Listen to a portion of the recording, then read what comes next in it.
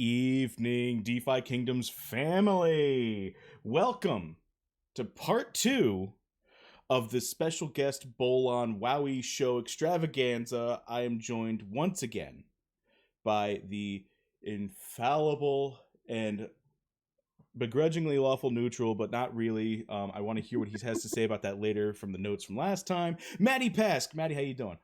Good. How are you? I don't understand this. I guess because I'm a lawyer, that's why it's lawful neutral. Yeah. I guess. I don't know. I have to think about it. Yeah. All right. So where on the alignment chart would do you see yourself personally?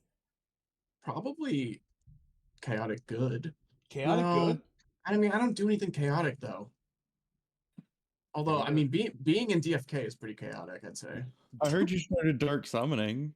I have been dark summoning more. Yeah. That's chaos. Yeah. Yeah. Yeah. All right. Sweet. That works. All right. I and everybody heard the voice of the ages. This is an official title from now on. The cutthroat Casanova himself. Bolon Soron. Bolon, how you doing this fine Wednesday evening? Definitely chaotic neutral. It's just a state of mind, baby. It is. All right, cool. Well, today we got a lot to cover. We have the new speed formula was derived by shout out Professor, I believe, and it's been a little hard because there was a bounty, right?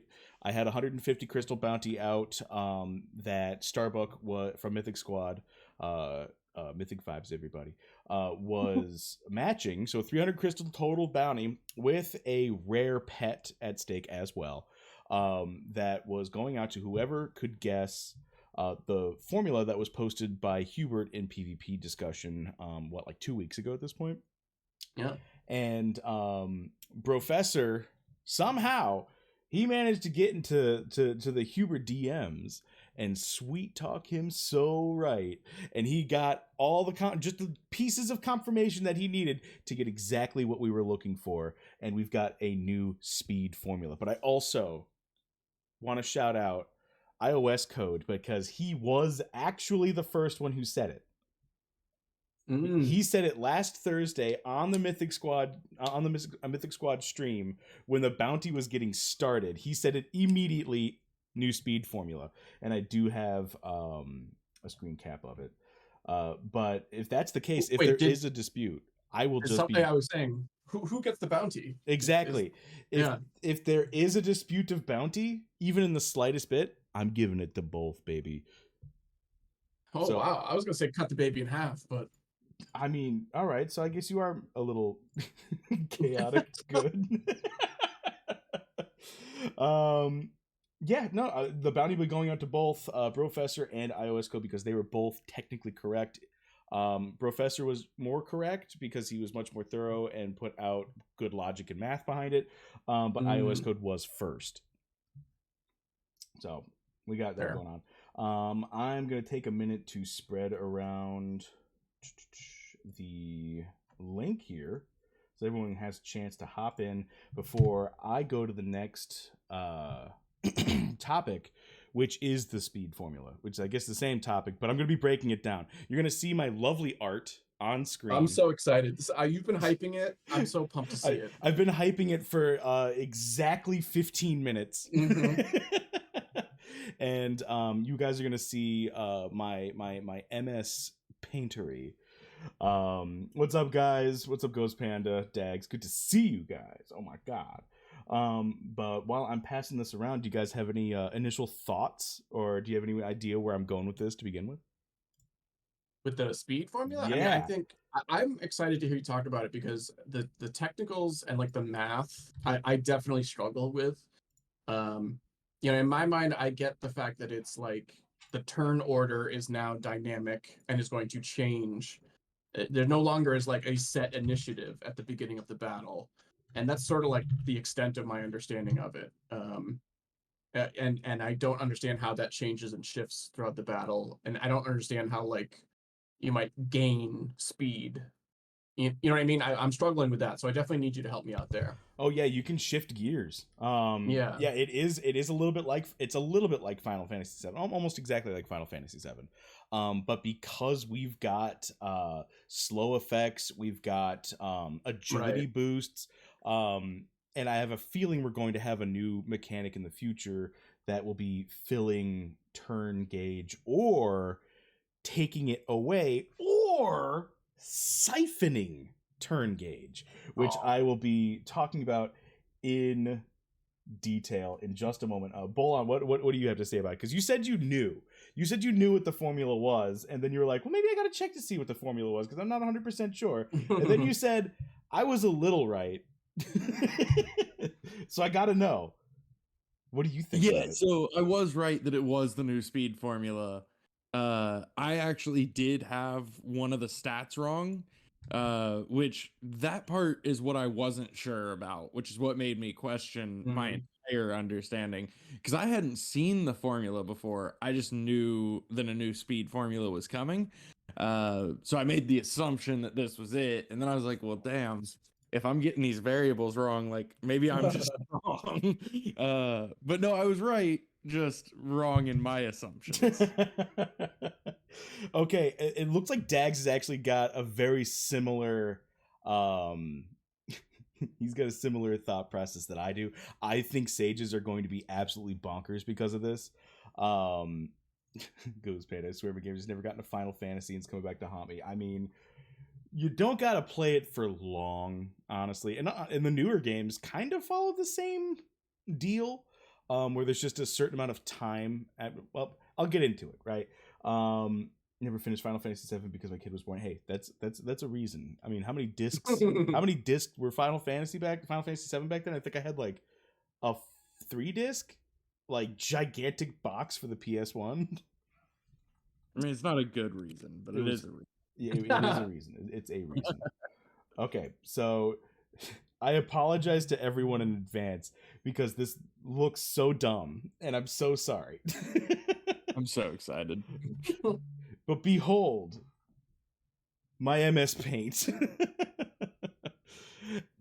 This is what are you talking about? This looks great. It's not. I mean, the spacing on the lines is all wrong. It's whatever. It's whatever. Speed. I'm gonna put that right there.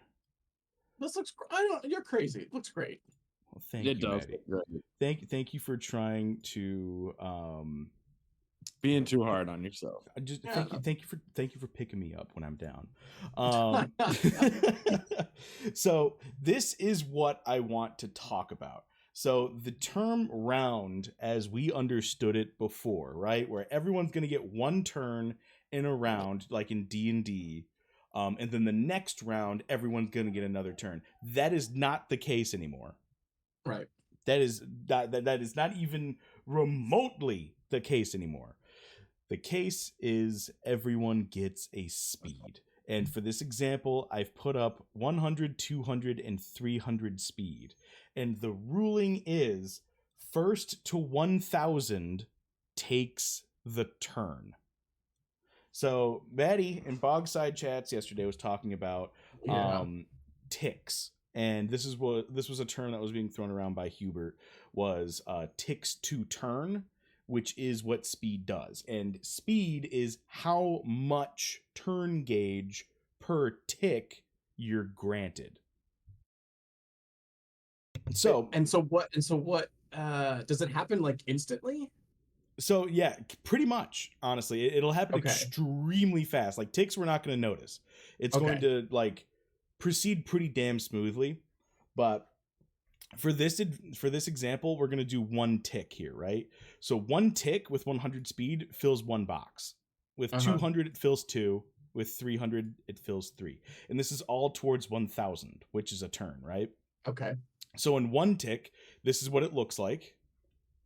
On tick 2, this is what it looks like. Tick 3. Okay. And then, let's see another color. Tick 4. Bam. This guy's taking turn right now, right? He's taking turn first.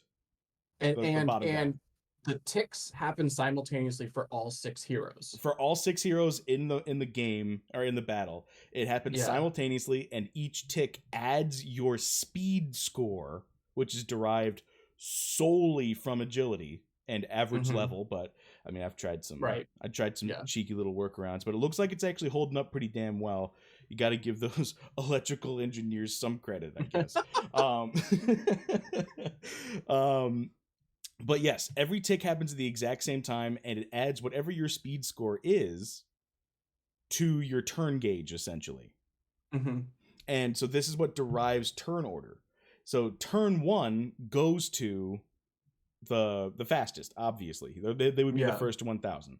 And then turn 2 would go here, and turn 3 would go here. I could do a little bit of math and figure out when hero number 3 here, archer number 3 rather, would lap, but that is 100% the case. Would how does it reset when you get to your turn? It resets like this. So I'll use this other color as an example. I'll use red, right? So actually I'm not going to use red because this one's not done. Bam. That's what actually, yes, it carries over. So for instances where heroes meet the 1,000 criteria on the same tick, it's whoever has more speed in the turn gauge goes first. Oh, if it's like they hit at the same time, you mean? Right? Yes. Sorry. Okay. So yeah, if they hit 1,000 at the same time, and their turn is effectively up, right? Whoever has the most speed goes in, and I mean, in the unimaginably rare case in which there is an exact tie, it is broken by whoever has the highest agility. Oh, cool. But I mean, like the fact, like there being a tie is so astronomically ridiculously hard to pull off. Right. Yeah. So I'll keep going right here and let you know what happens going into the second turn, right? I'll represent this by red, right? So we got red here. Bam. It's player 2's turn, but player 3's already halfway through the turn gauge by the time player 2's up. That's wild. So player 2 takes their turn and is so player 2's up, player 3 is halfway through the turn order, and so is player 1, but player 1 still hasn't even gone yet. So on this next one, which I'll use my favorite kind of pink, we're here, and then we're here. Player 3 has now lapped player 1. And if we continue on to the next turn, bam. Player 3 gets to go again before player 1 has taken a single turn. Player 3 will be going a second time. That's crazy. So this is exactly how it works out. And this is why agility is so stupidly important right now for combat. Because if you can take... I know you've probably heard Maddie and I talking about turn action economy at length. That is going to be insane. It's so unimaginably important. And I mean this sets up for very specific types of competitive teams, right? You've got your turn 1 teams, which are I have an extremely fast unit, or I have a unit specifically that has like a turn manipulation mechanic where let's say for let's see, I'm gonna try my hand at drawing a little bit. Let's say that this archer is now this archer is now a sage, right? This archer's a sage now. No more green, only robe. And a little bit of red for the rose. Bam. All right, so say this archer's a sage now, right? Just for lots of giggles, and lots of shits, right? Mhm. I have a feeling that sages are going to have turn manipulation abilities. And turn manipulation abilities are going to be things such as I'm going to clear the board real quick while I'm talking, such as filling the turn gauge up without talking about speed whatsoever, right? So it would be Right. like they're adding in speed they're like injecting speed into a character for Mhm. one tick, Right. right? So this sage right here would end up going first turn, right? So, I mean, we'll just fill that in. So let's say it's the sage's turn, and we'll say that player 2 is just about to go, and player 3 is only halfway, right? Yep. Sage, with a speed inject of, say, 50% of turn gauge, could target player 1 and fill the remaining 5 sections, Right. thus putting them ahead of player Making 2. making their turn go immediately. Be a little cut, You know? right? Or they could take it away. So Oh shit. they could, in turn, target player 2 and take away 5 ticks of speed. So this is the kind of like turn manipulation that we're talking about. Like action economy is extremely important, but for a sage to have turn manipulation mechanics, which I mean it's not confirmed. It's just like highly speculative right now. But I mean we've got to see like something as far as like a haste mechanic or I mean we're gonna see slow anyway. So I wonder if they're gonna rework the like the seer has a bunch of them that are like have first strike next round. They're gonna have to rework that. Oh yeah, first strike. Yeah, first strike's gonna be weird with this new speed formula for sure. I mean they're gonna have to redo the speed trait too. Oh, I mean that's neither here nor there. Right. No, I know, but speed might be really good now. Because if it doubles your speed for 2 rounds. Well, I mean, doubles like the thing per tick. Yeah. Yeah. So now it's really good on fast units. They're gonna have to redefine what it does. Yeah, this is insane. Yeah, so much. There's so much going on here. Hey, what's up, Professor? Did you hear? I don't know if you were here for my shout out, but I was shouting you out, baby. You did a great job, man. I really appreciated you wrenching out the Hubert special. Bolon, what are your thoughts on all of this?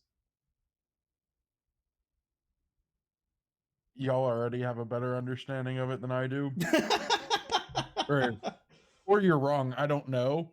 But at the very least, I couldn't have even done that. So gotcha. What you eating? Because I'm really hungry and I'd really like to know. Definitely not pizza. Oh my god! Wait, is it leftover pizza from Bitcoin Pizza Day? No, it's leftover pizza from like 2 hours ago when I got pizza delivered. That's the best time to eat it. I figured, hey, they're talking speed formula. I don't understand this or have anything to do. Well, all right. So what do you think about this? Right, the whole like I've played competitive games like this that use a very very very similar speed format where it is 4v4 and the speed is king saying just rang true, because say your turn manipulator is extremely fast, they get to go and now they can speed inject your very very very powerful hard hitter that's really slow. So you can get a turn 1 extreme combo based on the speed of a turn manipulator. I mean, I will say that I am always a fan of glass cannons. But they are glass cannons. Oh, 100%. Yeah, these teams don't build any defense, because if they don't go first, they die anyway. Right. Yeah, you better kill some people on that turn, because otherwise you're in trouble. And that's where I think mechanics like Second Life and Right. like the various ways Last that stand. low health, last stand, clutch, some of those low health buffs can really counter that. Yeah. Oh, 100%. Like, that could be a potential protection from like a turn one team, right? But this is what we're talking about with a turn one team. Like, this is how you set up. You have a super fast person go, either place down a defensive buff or an offensive buff, or use some sort of speed injection to make sure that your actual super gigantic nuker gets thrown in first before everybody on the other team does. Like, this is classic So all right, turn so one teams. So quick question on again on the ticks. At the start of battle, we're going to see all 6, I'm assuming, bars, right? And they're just going to be live filling up right in front of us, right? Yes, and my assumption is that the like the display of that is going to Right. be a single line, and you're going to see like your hero heads or whatever like moving Yeah. along it. And it will especially at the start of battle, it'll just like auto resolve, right? To get to the first turn. No, you'll probably see it like the everyone's going to start race- out at 0, Yeah. and the first thing you see in a battle is that bar Yeah. fill up for whoever's first. And then that person will take their turn, but then that will pause the bars, and you'll be able to assess Right. kind of like who has the fastest bar filling, or whoever has the most speed per tick, or how do I phrase that? No, I mean Speed meter. Speed Speed meter's meter. good. Hey, what's up? The lovable StyxIntern has finally arrived. How's What's up? the GP, my man? Oh, he's good. He's good. He just got the 2-week incision check by the vet, and he is looking good, and he is a happy boy. So life is good in guinea pig land. Oh hell yeah, man! I love to hear it. A happy guinea pig is a happy Wowee for sure. Oh yeah, and a happy intern, because an unhappy guinea pig is unhappy Mrs. Intern, which by the transitive property equals unhappy StyxIntern. Yep, 100%. Well, I can hear you're in the car right now, but I mean, what you up to, man? What are you thinking about this speed formula? Oh, so I was trying to listen in between, like when the vet was coming in and out. And I think it makes a lot of sense. It's really, I think the way you laid it out is really well put. There's actually another Web3 game that I have played called Eternity, which has a very similar kind of speed mechanism. And I might get on and stream that sometime later this week, just to kind of show people how it works, because it works pretty much very similarly to how you described. I don't think the stun slow mechanics work exactly the same as the formula that DFK laid out here, but it'll give like a good impression for people to latch onto, I think, because it sounds to me just like that very similar idea on speed. All right, sweet. Yeah, I mean, that does actually bring into light, just like what Maddie was saying before, how is this going to change how we view certain active and passive traits? Like, for instance, like what you were saying, speed's got to get reworked. Speed and first strike have a complete rework coming. Mm-hmm. They have to, because the target acts first next round. There's no rounds anymore. Yeah. Now, will first strike just be a speed injection? Because if that's the case, and you just get to go next if you are granted first strike. Well, that changes. Yeah, it'd make it incredible. That's broken. Also, I guess now we have to think about what is a duration, a duration, I think, is going to be individual based. No, but is it going to be individual turns? Yeah. So if it's like duration 5, that's going to be 5 turns, no matter what 5 heroes those are. It would be all right. So it would be what I mean by individual based is whoever casts it with a duration, that's the default, right? If something happens for 5 durations, the caster is the duration, right? So every turn that the caster takes is a tick of duration. Oh. And then if it's a target ability, the duration is based off the target's speed. So, okay, that's interesting because hypothetically then a very slow character Yes. could have an active effect happening for a longer amount of not longer amount of time, but have it trigger for several turns of a fast character. Yeah, 100%. So it's a double-edged sword here. So a slower Right, character yeah. versus faster characters, the slower character can maintain a beneficial effect longer, but is under the influence of a negative effect longer as well. I have a question for you, Wowee. You said that like your meter overflows basically to restart, right? Yes. Do we know that for sure? Yes, I did ask Hubert about, or Professor and I were going back and forth just pummeling Hubert with questions, and he did confirm this. Okay. Just curious.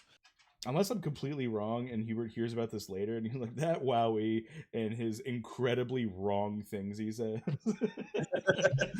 I don't know the answer. That was a genuine question. Which, I mean, I think I gotta throw this out. NFA, this is a complete and total super speculation chat show where everything is made up as hard as I can.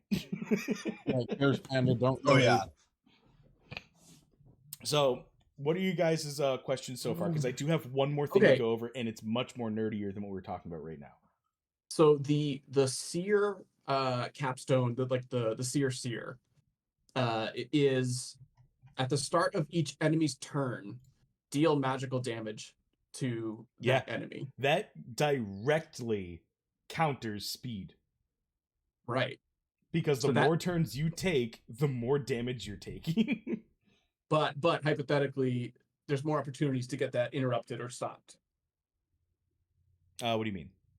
Or to the guy doing more turns has more chances to hit or kill the seer, basically. True. And stop that ability. Yeah, 100%.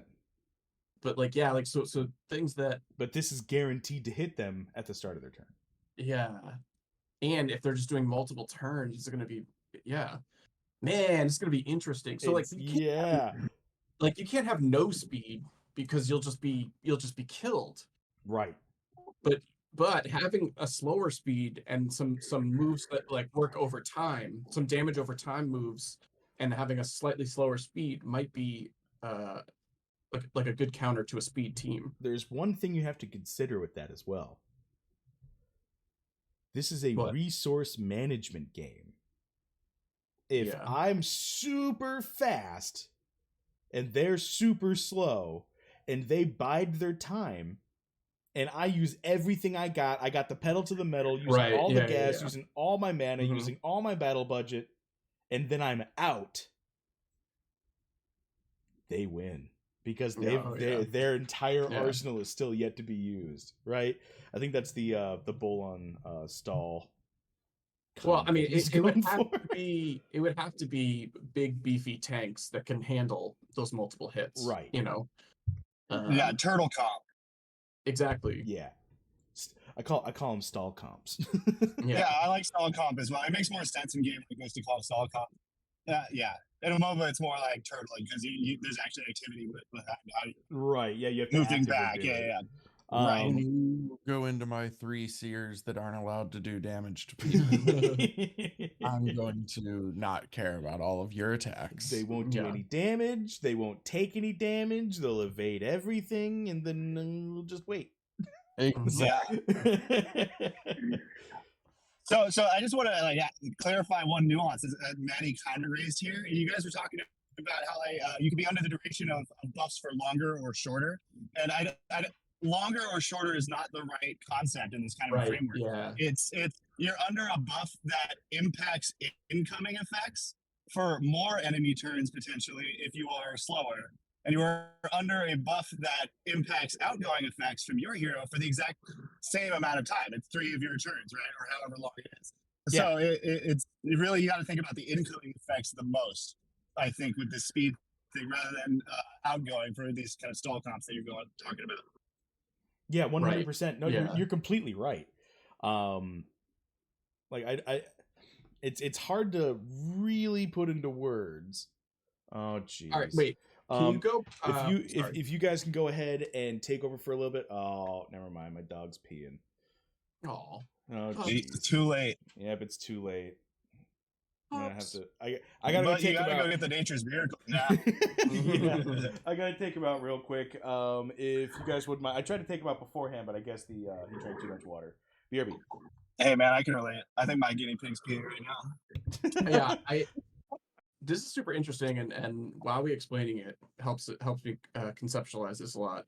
I mean, the team's gonna have to redo a bunch of the traits, like especially the like, and maybe not redo them completely, but stuff like the critical aim, where it's like for the next 2 turns. Well, I guess it will still be for that hero.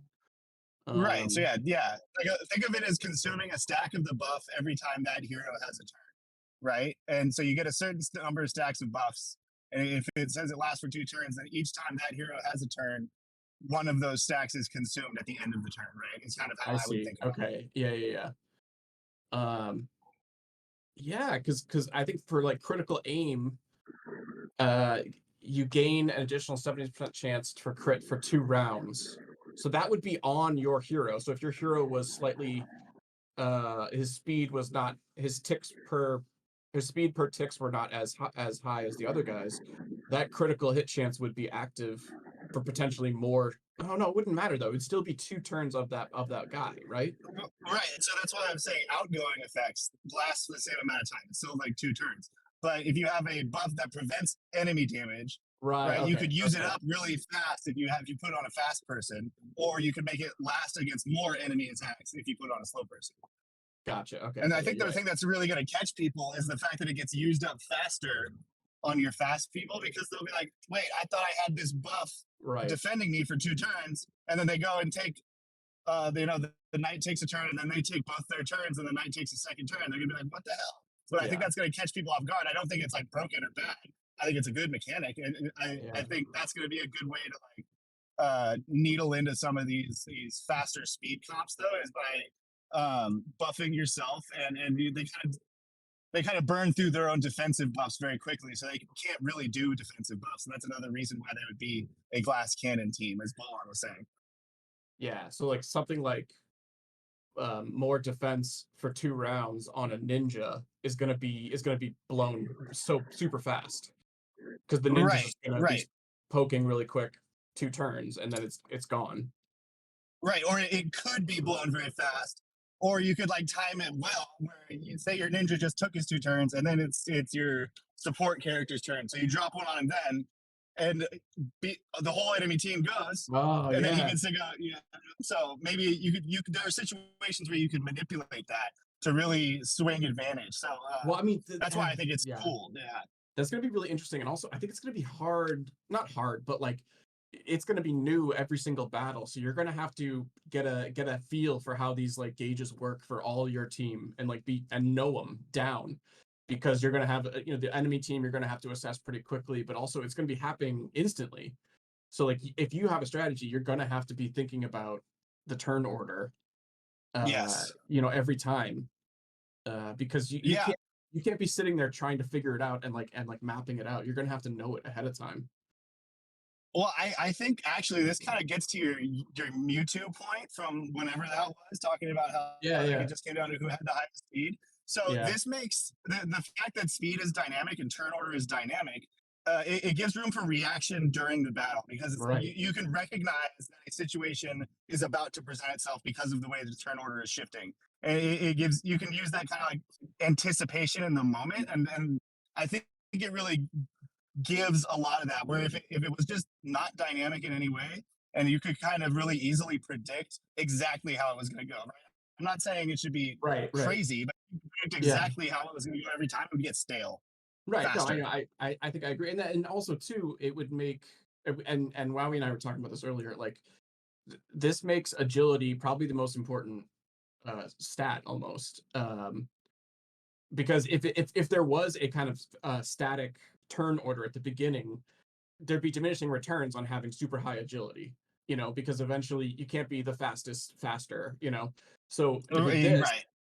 with this though, now having even faster agility will actually change how the battle happens, or how the turn order is determined. Like Right. per battle, it'll change. Yeah. Yeah, and it gives you a real reason to consider using those speed potions in situations. Like I know Wowee talked about one earlier. Where he was Yeah. saying, What is that one? I feel like there's an agility potion at the very least, which like you could impact the formula with that. Or maybe I'm wrong, but I thought there was one for most of the stats. A potion. There's a swiftness potion. That's a good point. Okay. Increase a hero's agility temporarily. Right. So I know we've speculated, there's no confirmation on this, but that you might be able to use items on other heroes during one hero's turn. I'm not sure if you could do that, you could really play out that Wowee, speed up a slow guy idea really well. Say you dropped a speed potion on that guy and up in one turn. Oh, yes, I agree with that. The swiftness potion not only uses Swift Thistle to create, but also uses magic resistance potion and toughness potion. It is the most expensive potion recipe. It's the most worth it by far, too. That is wild. Did he have that in mind already? I think all game devs have speed in mind when they're trying to make like anything that gives speed is usually overpowered. In terms like this, like the utilization of a swiftness potion, like, okay, who could use a potion, and if it's my turn, can I use a potion on another team member? Yeah. Right? Like, if that's the case, that's huge. Yeah. Also, I feel like all of these potions were meant to be used outside of combat. Like the ones that we've got right now. I feel like originally, yes. I don't know. But not anymore. Yeah, I don't think so anymore. Right, with the whole battle budget, that really made it make sense for me. I was thinking, are you just going to stack these pots on your heroes like before battle every time, and then you go? But the battle budget idea, that's going to work. Sounds a lot better than anything I had thought of, honestly. Use them in the fight. It makes the inventory a crucial aspect of the battles, right? Inventory management, which is good for game economy. Yep. Yeah, no. But yeah, you guys have talked about battle budget a lot, so I don't want to derail us there. Sorry. I mean, it's a strategy stream, man. We could talk about battle budget for 6.5 hours or until 10:30 when ADFK goes on live with Hubert tonight. Yeah, that'll be exciting. That'll be a good one. I am looking forward to that. Yeah, I'm really looking forward to it. It's gonna be. I mean, Raph and Neindorf are really like they've got the same mind as an engineer. I'm pretty sure they are engineers. But they're smart dudes, yeah. Yeah, I mean they've got like the exact brain to unlock Hubert. Maybe even I'm not going to say necessarily trick him into dropping some alpha, because we would never trick the devs. But no, it's just persuade. Yeah. Through subtle means. Yeah. I might. Don't ask me any questions for a minute, because I'm going into my garage, getting out of my car, so I'm just going to be off for a second here, but I'll be listening. Yeah, no problem, man. I guess we've talked enough about speed. Maddie, Bolon, do you guys have any other like questions, or are there any hangups in really like understanding how it works at the moment? I just wanted to ask StyxIntern some questions. Specifically, StyxIntern, how do you feel about the speed formula as it relates to? No, I mean, it just all goes back into the depth of strategy of like, having options, because there will be team comps that don't care about speed, and there will be team comps that are purely built around speed. Yeah. And so like that's what I've most enjoyed as things have started like progressing and being revealed, is just the number of different strategies that somebody can take. Oh yeah, and there's gonna be a lot with this as well, especially like I mean, there's gonna be speed counter teams, or what we call like turn 2 teams, where they are defensive enough or are able to be defensive enough to withstand the initial speed team setup or gigantic burst, and then they progressively just kneecap the speed team by implementing slows or other means to just like take them out of the equation completely. Have we seen anybody who has a like hit back with the damage that they've been dealt, like a counter? We haven't seen exactly a counter, but we've seen a couple things. Right, like Archer's flick shot. Right here. Yeah. Whenever a hero receives damage, deal damage to source equal to. And I believe there's a mechanic that does it. Backfire. Right. Backfire is magic. Yeah, you're right. Riposte. Backfire and riposte is and then also the there's another one they just did, the Legionnaire. Oh, man, what was it called? Reflect? No. Was it called Reflect? It was like a damage damage reflect, but I think it was just like getting riposte granted to them. No. There's a whole nother one. We just talked about this. Just was like 6 weeks ago. No, there's a. Hold on, I'll find it. The Legionnaire has a move. More riposte. It's called. Hold on. Is it a passive? Yeah, it's like a. No, that's not it. God damn it. It was a new keyword. I remember what you're talking about, Maddie. Oh yeah, what's it called? It starts with an R. It is an R. That's why I think it's reflect. It's not reflect. It's not reflect. It's something. Oh my god. This is gonna. I'm gonna lose my mind. If I control and put R, that just highlights everything. How about RE? No. God, what was the word? Retaliate. Retaliate. Was it retaliate? Yes, thank you, Roberto. Thank you. You're a genius and a scholar. Yes, retaliate, which is definitely somewhere nearby. There we go. Yeah, chance to retaliate X, and a retaliate is a fixed value. That is interesting, especially passive having that right at the start of battle. Yes.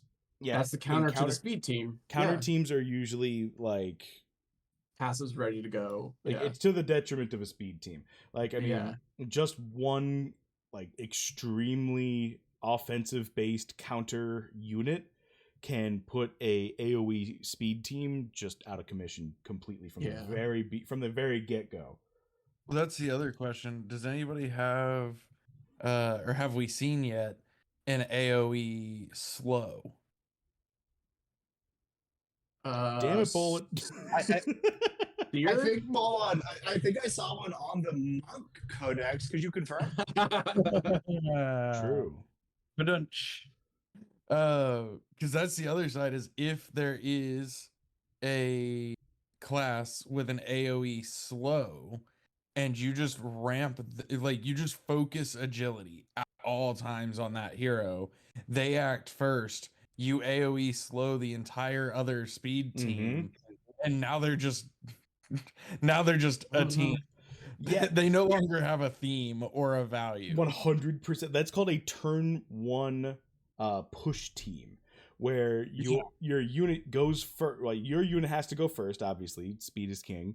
But what they do is they either take away speed meter, so they would just push you further back in line, and then implement a slow on you at the next character. Pirate has a Curse of the Sea is a move the pirate has that has a % chance to slow each enemy. Okay, I don't know. Yeah, that might be the closest we got to an AoE slow. Yeah. Looks like Kraken as well. Chance to slow each enemy. Looks like Pirate's got a lot of chance to slow each chance. And every chance on a pirate comes with a delay. Right. I would imagine Wizard would, but they were pretty offensive with the Wizard, so yeah, they got nothing. Wow, that's odd. I feel like that'd be Priest, but I don't think there's any slow. Like for a Frost Mage doesn't get a slow. Did I mention that before? Wait, no, the ice did do something, I thought. I'm pretty sure the stacks of ice do something. Yeah, the stacks of ice, that's right. Once you get to 12 stacks. The chill or whatever it's called. The chill. So they do that, but that's well, actually, I think they might have AoE well, chill. Actually, Do they have an AoE chill? I know. Well, yeah, they've got Hey, an I just AoE want to chill. point one thing out here. The Wizard Codex didn't have anything back then. Right. It definitely could now. Like, this gives so much True. credence to a rework right now. I agree. Yeah. So like speed Well, 100%. not even like a big one. Just like add, just change things up a little bit to reflect the new mechanic. Yeah, 100%. 100%. And anyone with a wizard subclass could utilize it. Yeah. I don't think we should put out any new codexes until all of them get reworked first. Yeah, they wouldn't be new ones. They would be reworked. Oh, I see what you're saying. No, that'd be worse. Oh no, I was just messing with y'all. Yeah, you just saying we're not going to get anything. Yeah. Yeah, you get nothing new until we release everyone that we already have. That's a pessimistic take. I mean, I would love the reworks. Yeah. Bring 'em.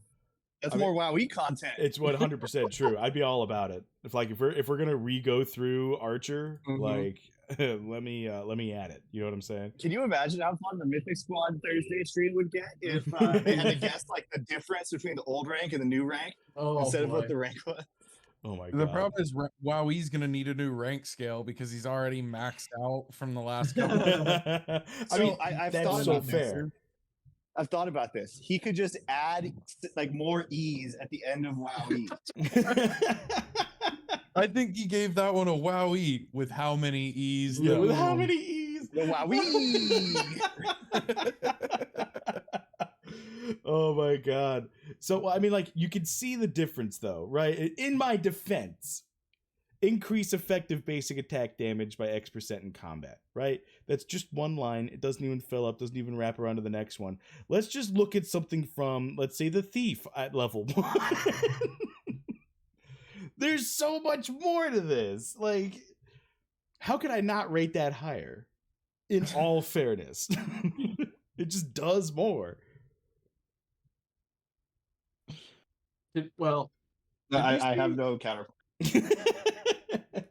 Was there any moves that were like increased speed? We haven't seen the speed as a keyword, right? I know, not speed. Speed has not been a keyword that's been brought out yet, except for the name of that active ability. But there are agility buffs. Right. And let's see, right here.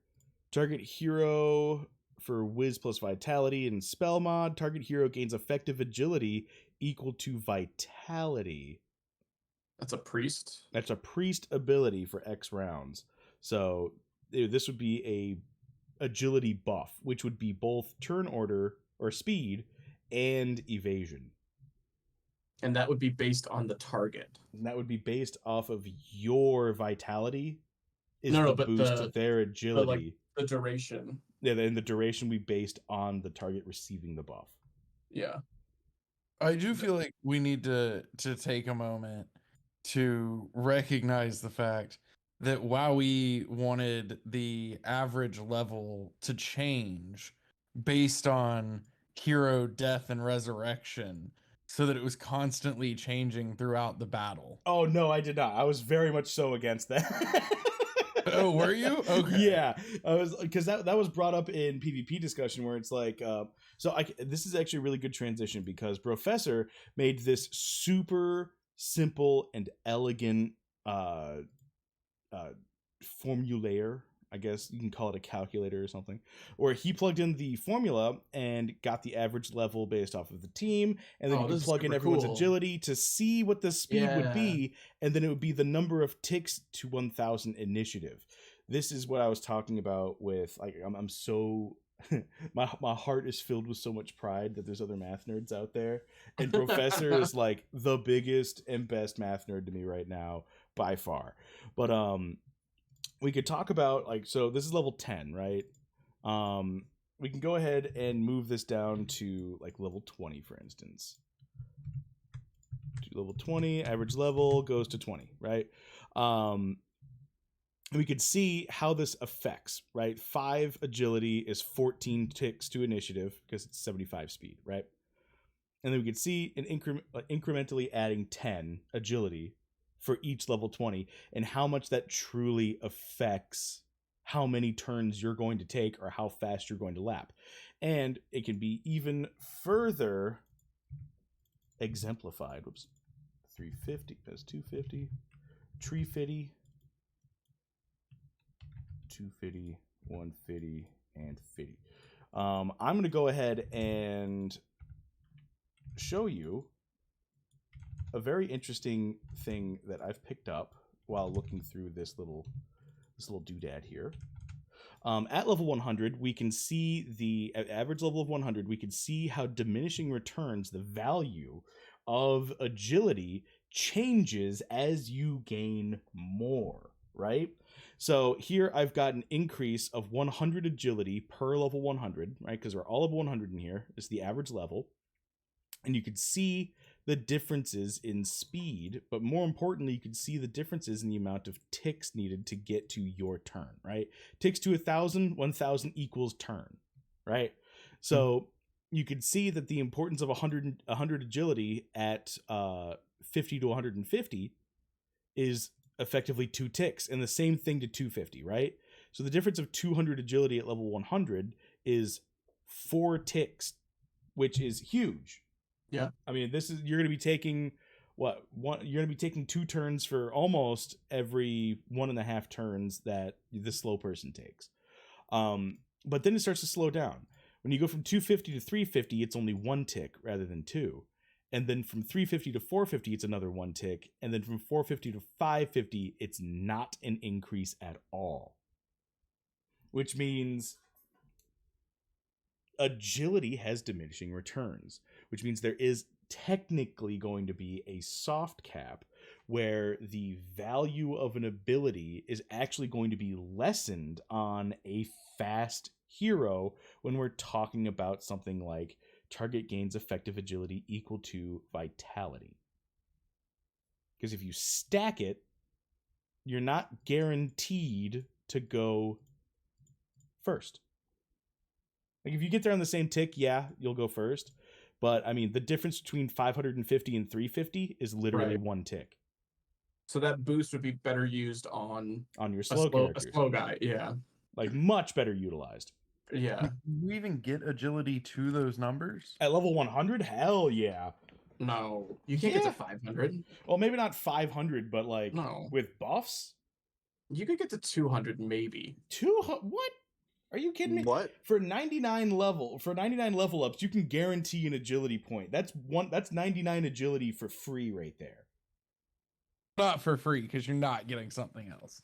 Well, I mean, I guess you're right. I guess maybe. I still don't think. I think he means guaranteed, not free. Like, that's at least a minimum. That's a floor. Yeah, a floor of plus 99 just for getting to 100 and choosing agility. Then and you start with 9 to 10 or like some Yeah. So, right. I mean, let's see. Let's look at a ninja real quick. This is a random ninja. Like there are people with stats at 50 and we don't even have. Yeah, that's a good point. Like they're not like. I don't know. So like before 20, level 20 by a while. Yeah. So here's a really good example, and I think I talk about this with StyxIntern all the time. The primary growth and secondary growth, this indicates how many stats you're expected to be getting over 100 levels. Sure. So you're expected It's to supposed to be 85 and 17, so yeah. Right, you're expected to get 102 stats just out of primary and secondary growth, and this guy, is he stoned? I was about to say, oh yeah, this guy's not even stoned. You know what I mean? So he's already at an expected over 200 without gear, without any special modifications, without crystals, without a stone. Like he's already at an expected 200, which would be right around here, base, without items. Right. Yeah, I agree with that completely. And there's some outside chance that they come up with a different gear buff idea concept than just raw stats, but like that would be really impressive and novel, right? Because stat buffs are normally built into gear. So I think 200 is a really reasonable assumption, like doubling the expected value over of the card in stats. Plus, or at least maybe not like in one stat though, not across like all of them. Doubling like one stat or 2, right? Yeah, but if that hero has 200 agility, they're still not going to be able to get buffed up to 500 very often. No, I mean, yeah, you're probably right about that. But I'm thinking that like the possibilities of gear being not only flat additive, but the chance of there being multiplicative stat bonuses is pretty big. And I think utilizing the two, so crafting in the future, if we say we're going to go for like we got weapon sets, right? And then we've got armor that is static and a pendant that is static, right? An armor can give you this is just assumption, right? This is just speculation. I can see armor giving you flat stats, where a pendant would be giving you a percent bonus stat, right? Like we could see like gain 60%, like end game 65% additional on top of what you have agility. You know what I mean? Like this is just a speed pendant, and then your armor can be like, you know, it would be low armor rating, but it would be high in like an agility bonus, but it would be flat agility. So go back to this example. So wait, I have a question here. Can you two see his screen? I'm watching on the on his Twitch. Oh, I guess I should probably share the screen in the Discord. Like, I was like, I don't know. Go back to your spreadsheet there. Okay. The calculator. Yeah. There you go. There you go, StyxIntern. You can. Thank you. No, this is great. I've got enough bandwidth to run both. It's fine. It's probably. Well, I could do turn on Twitch. I could do the alternative. I was just curious.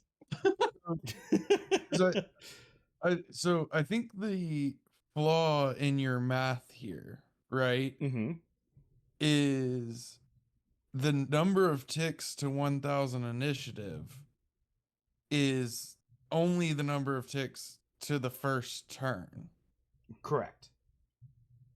So, like, hero number 1, who has a probably definitively impossible amount of agility, but that's fine.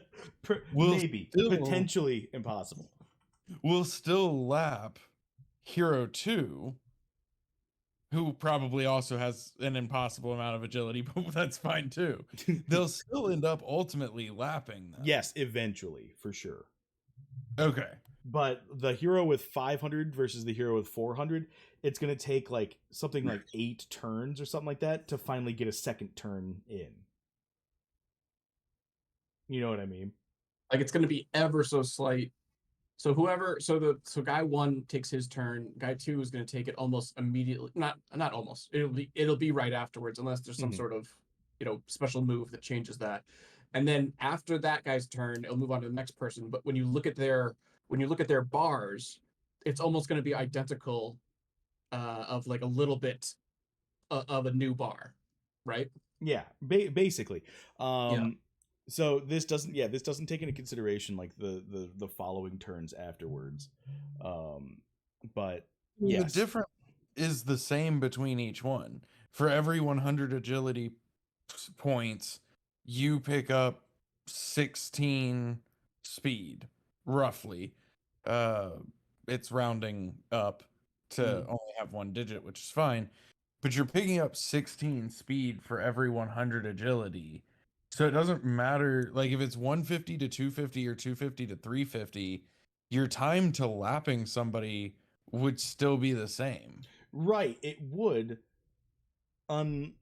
It's all right. So yeah, it's a really good point. But like the amount of stacking on top of, so like at this point we're not talking about the difference between like 550 and 450. We're talking about like what's the stacking difference between 550 and 150. Or I mean, like a more representable number would be like 350 versus 150. Yeah, no. What you're trying to show here is that the difference between slow and fast guys is more dramatic than the difference between 2 fast guys. Yes. Which is, I mean, I guess that would be pretty. I mean, it is because the gap in agility is larger, but it's still equivalent. Because like the difference between 150 and 350 is just twice the difference between 150 and 250. Like it's still a linear increase. Right, but it's exponential in practice. And what I mean by that is, see, hero 1 and 2 here, right? They both have 7 ticks to 1,000. Is effectively going at twice the speed, which literally Hero 1 is, as Hero 6. Right? So they're getting 1 turn basically, or they're getting 2 turns basically for every 1 turn Hero 6 is doing. Okay, but how realistic is it to assume that you would have 11 times your opponent's agility in a match? I don't think that would right. be, I feel like that's safe like to a assume. level 1 Yeah. going up against a level 100, right? Or not a level 1, obviously, but maybe like a level 20 going up against a level 100. What does that ever sound like? It should be a fair fight. I don't know. Yeah. Well, but I mean, But then if they are multiplicative modifiers like you were thinking, Wowee, Well, that would yeah. then enhance that difference further. So that would kind of It's only that would make the multiplicative over okay. time. Wait, Wowee, can you redo this as everybody at level 10 and then Sure. agility just by 1, like something stupid? You know what I mean? Yeah, like I don't know. Do like 45, 35, 30, 25, and 20. I feel like those are stats I've seen on level 10. All right, yeah. Okay, fine. Yeah, that's fine.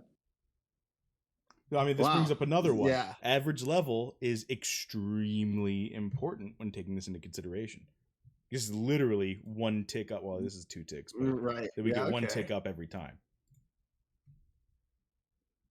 See, okay, I think like taking away one of those zeros, I was having unit size bias there in my analysis, but I think I kind of get where you're coming from, Wowee. Yeah, the difference at level 100 and the difference at level 10 is like very stark. Like even though this is only 1 tick difference, this is what I was talking about with average level as well, where I was like, all right, so if I've got like extremely cracked out agility versus not very like good agility whatsoever, and I'm throwing off the level curve for average level, am I able to break the formula, right? So let's say I go back to the ridiculous example, right? Except instead of all 100s, I've got all 100s and a level 1, right? It doesn't throw it off too much. Well, but the level 1 also has the lowest agility. Right. Well, yeah, that's true. Like make the level 1 a level 1 yeah. the lowest agility. Yeah. Like a level 1's not gonna work anywhere near it. But what this does is it throws off the skew so that the fastest person is actually even faster than the second person now. So rather than they both getting there in 7 ticks, one's getting there in 6, which isn't that big of a difference at the extreme end, but it is a pretty big difference. Actually, wait, did this get fixed? It's 4 ticks for 10. Hang on though. Is it applying the same average level to Team 1 and Team 2? Yes, because that's what was said, the average level of the battlefield.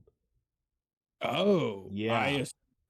Your team only. Yeah, no. So this is a formula that was based solely on a balancing mechanic for speed so that you don't get matched up with someone who's like all level 20s when you have like a level 12, a level 8, and a level 5, right? It's going to be a little bit more fair if it's skewed that way. I will say I was told that I could tell you you shouldn't assume that turns can't happen in between ticks and that time will be continuous, not discrete. Make of that what you will. So,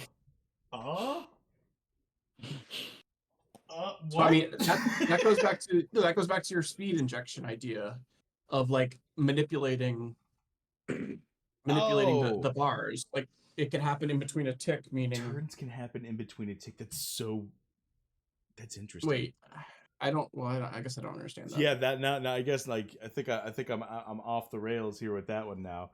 Turns can happen in between a tick. And what was that's the carryover, right? Like if that tick is going to push you over, it carries over into your next bar fill. Oh, I see. Yeah, so it would be like, yeah, like the ticks are not like they're technically the speed number, but the ticks it's just easier to make them this number, you know. I gotcha. No, I kind of get that. But also the time thing, I don't understand. What is? Can you say that again, Bolon? Time is a flat circle. Is that what you said? No, time is a construct. Yeah. Time is continuous, not discrete. That makes sense. That just means the game, like I said, like the bars start filling as soon as the game starts. I think they're saying that my definition of tick probably isn't accurate. Where I'm saying that each tick is a like hard stop, like these boxes being filled up. Though this is just made to be like representative of like 100s filling up to 1000. Yeah. But I think they're saying that like maybe the math just happens instantly, and whoever gets to 1000 or is over 1000 or is more over 1000 goes in order. Well, so I think it would be even more than that. So like go back to the spreadsheet real quick. Mm-hmm. Because essentially, sorry, the calculator. This is... Oh, or you might have been doing that, but I'm watching on Twitch. Sorry. I'm not as good as you. I can't deal with multiple different platforms at the same time. Because really, like the tick is just the complete speed, right? So it's saying, if we're looking at Hero 1, it's saying that 143.3 times 7 is 1000 or greater, correct? Mm-hmm. Yeah. So essentially, what it would be is, so let's say that Hero 2 has 140 speed. Hero 1 hits 1000. They hit 1000 in the same tick, but not at the same time. So Hero 1 acts while Hero 2 has 8 speed left in that tick. Right. Mm-hmm. Their tick is like suspended in midair. Right. Exactly. Yeah. Their tick pauses and then continues, which actually, I just got told that I could also tell you the number of ticks to 1000 shouldn't be rounded. So, right. Oh. Okay. Yeah. So the ticks just continuously go with no, like, I mean, I assume they're rounded somewhere, but not to a whole number. So this wouldn't be a ceiling. Right. Okay. I don't know what it is. Because it would just keep running. It would just go into decimal points further. Nope. Hypothetically. Right. Yeah. Yeah, so like Hero 2, it wouldn't be 8 ticks. Right. Yeah, there you go. Point whatever, I don't know. Yeah. No, he's got it up there now. Yeah, it's like 6.9732. Like it's a crazy. Yeah, there you go. Yeah. Except then he broke it on Hero 2. But yeah. All right, so this is a little bit more interesting. Does it really change what we're talking about, though? Oh, geez. No, other than the diminished return thing. I see. Well, and it also, like, it changes the gap. I think especially if we look at heroes that are closer together to one another. Like, obviously, the wider the spread, the bigger the difference. But if you look at Hero 3 and Hero 4, they have a 5 level difference and a 5 ability point difference. They're acting 0.37 away from each other. So I think it just it changes the lap ability because they're not picking up entire ticks on people. Right, and I would expect this level 85 Dread Knight that's been pumping agility to lap this level 5 wizard at 20 agility every other turn. That does make more sense. You would hope so.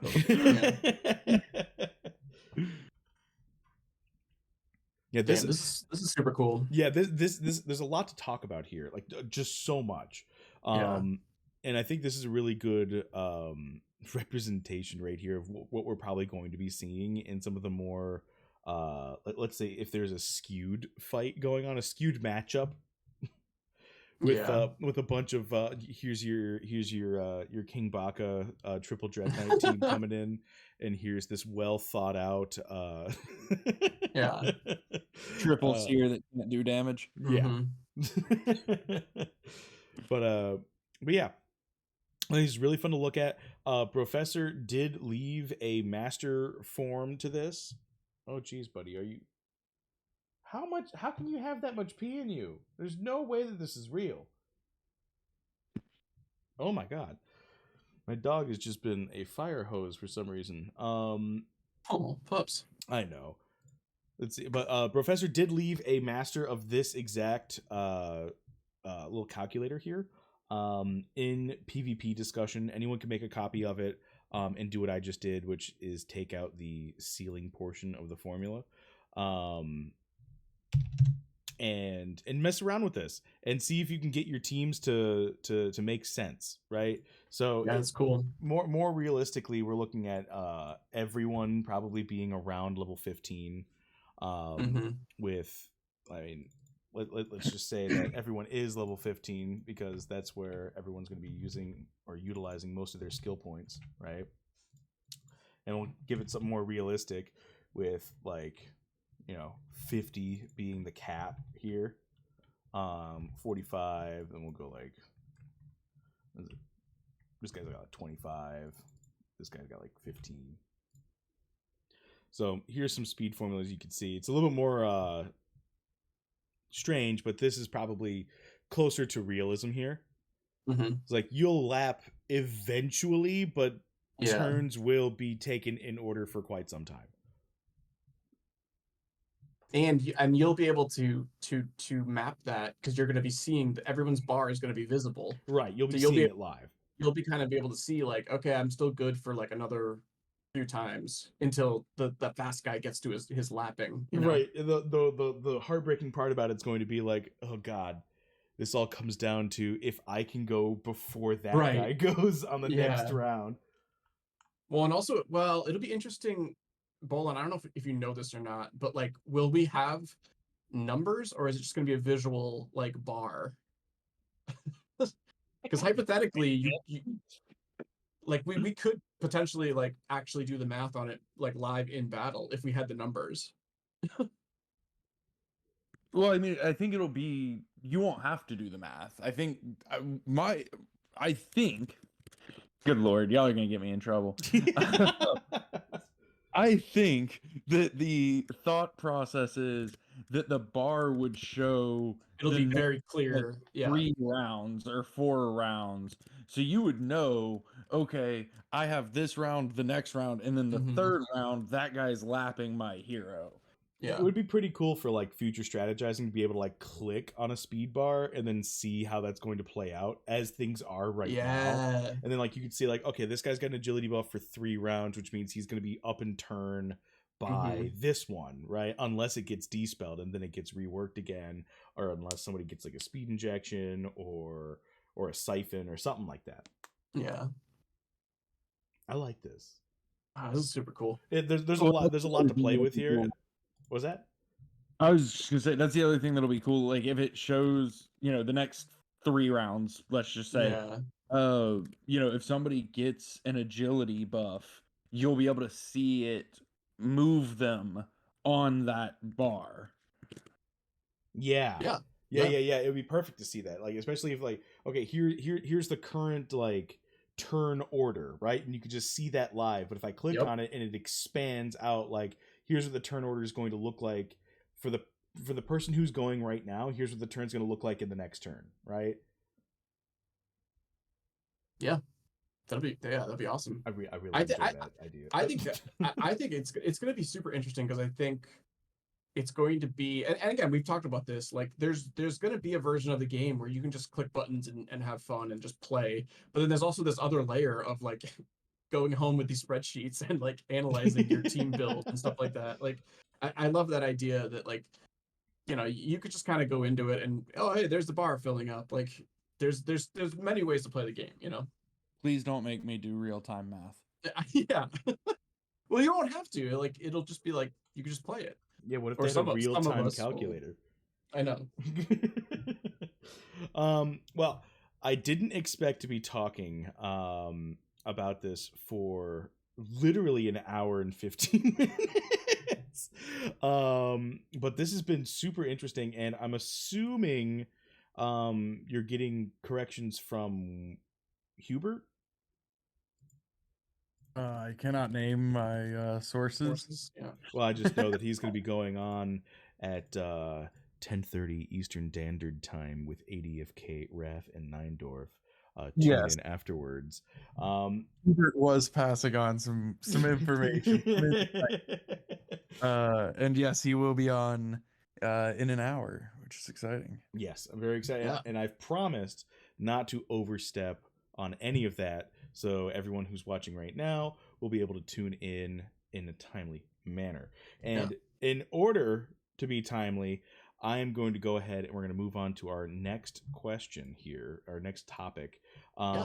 Profession 10 quests, big freaking deal. Here we go.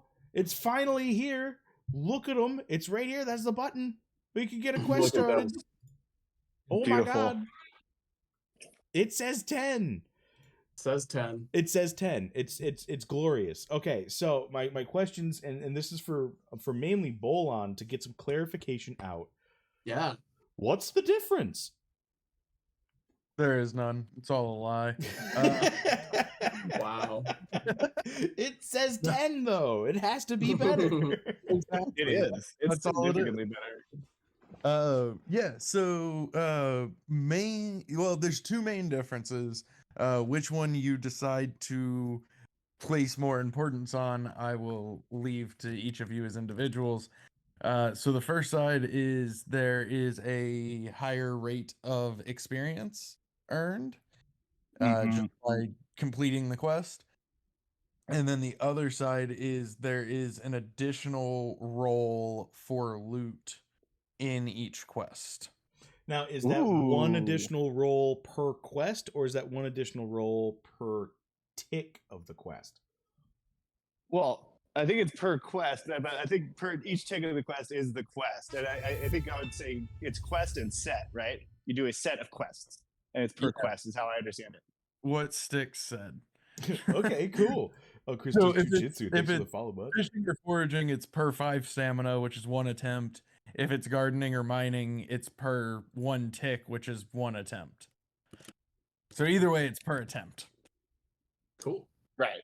Yeah, that's fantastic. That's huge, actually, honestly. Okay, so are the drop rates any different? And to clarify, I said mining. Mining doesn't have level 10 yet, Right. Yeah, but no 10 for mining. Yeah. Unfortunately. Wait, no, can't confirm. Well, I mean, it's not there. that's what I'm most interested in, honestly. So I feel like that one needs the most revamp, just generally, right? These ones is kind of okay to do some items, just more XP, more of them, or more chance of them, I should say, not necessarily more of them. But for mining, I feel like the lock tokens are kind of drying up generally, right? And maybe ore might be necessary for metalworking, blacksmithing, things like that. I was honestly pretty interested to see where mining was going to go when there was no more to be mined. no more tokens. Yeah, if everyone's locked is unlocked and there's no more mining to be done, is our only option gold mining, or is there a plan afterwards? There's a plan, which real quick, before we go into that, where you try to get information that I don't even but before we go into that, just my earlier statement, just subtract mining. That was a habitual statement. Gotcha. Level 10 mining may work differently. It may work the same. Just pretend I didn't say mining because I didn't mean to in the first place. But yeah, no, there's always a plan. There's at least one plan. There might even be more than one. Well, since there's definitely probably more than 100 plans, can you give us the one that you're aware of? That would be none of them. All right, cool. All right, so I guess the coverage for here, just to clarify for everybody else, is there better drop rates in Profession 10 quests? So if to my understanding, the drop rate itself is the same. It's just an additional chance. Gotcha. Okay. Are there any new items? Not currently, no. All right, cool. All right. So what's another clarification? New cap. The new skill cap. There is no skill cap. There never was. It No, was it stuck never at will 20, like 20. Well, no, it was like a low chance to Yeah. go up. Mine went. I have plenty of heroes that went slightly above 20 As What's before. So there is no cap. The higher that your skill gets over the minimum required for the quest, the worse your chances of getting an increase are. But there is no cap. So like, what are you No saying? cap, Worse, guys. like the worse your odds Oh, are. Are you saying like there's like a okay. 99.99% chance that I won't if I get to 30? I mean, I doubt it's that. I don't actually know. I don't know. Well, I mean, Uh, there's It's smaller. barely Think smaller, Wowee. there's barely any heroes at over 21. So I mean, Yeah, well, and that's where, like, and to Yeah. clarify, there's no cap. I'm sure that there is some like high-end cap, but level 0 Yeah, yeah. quests weren't blocking you from getting over 20 or over 21. Just your odds of hitting that increase are extremely, very yeah. low. But let's say you Interesting. equip a pet that ups the odds of you getting a skill increase, and you keep doing level 0s, which I don't know why you would, but let's say you did. Because now I want somebody to give me the data, but I'm not going to do it. So hopefully somebody else.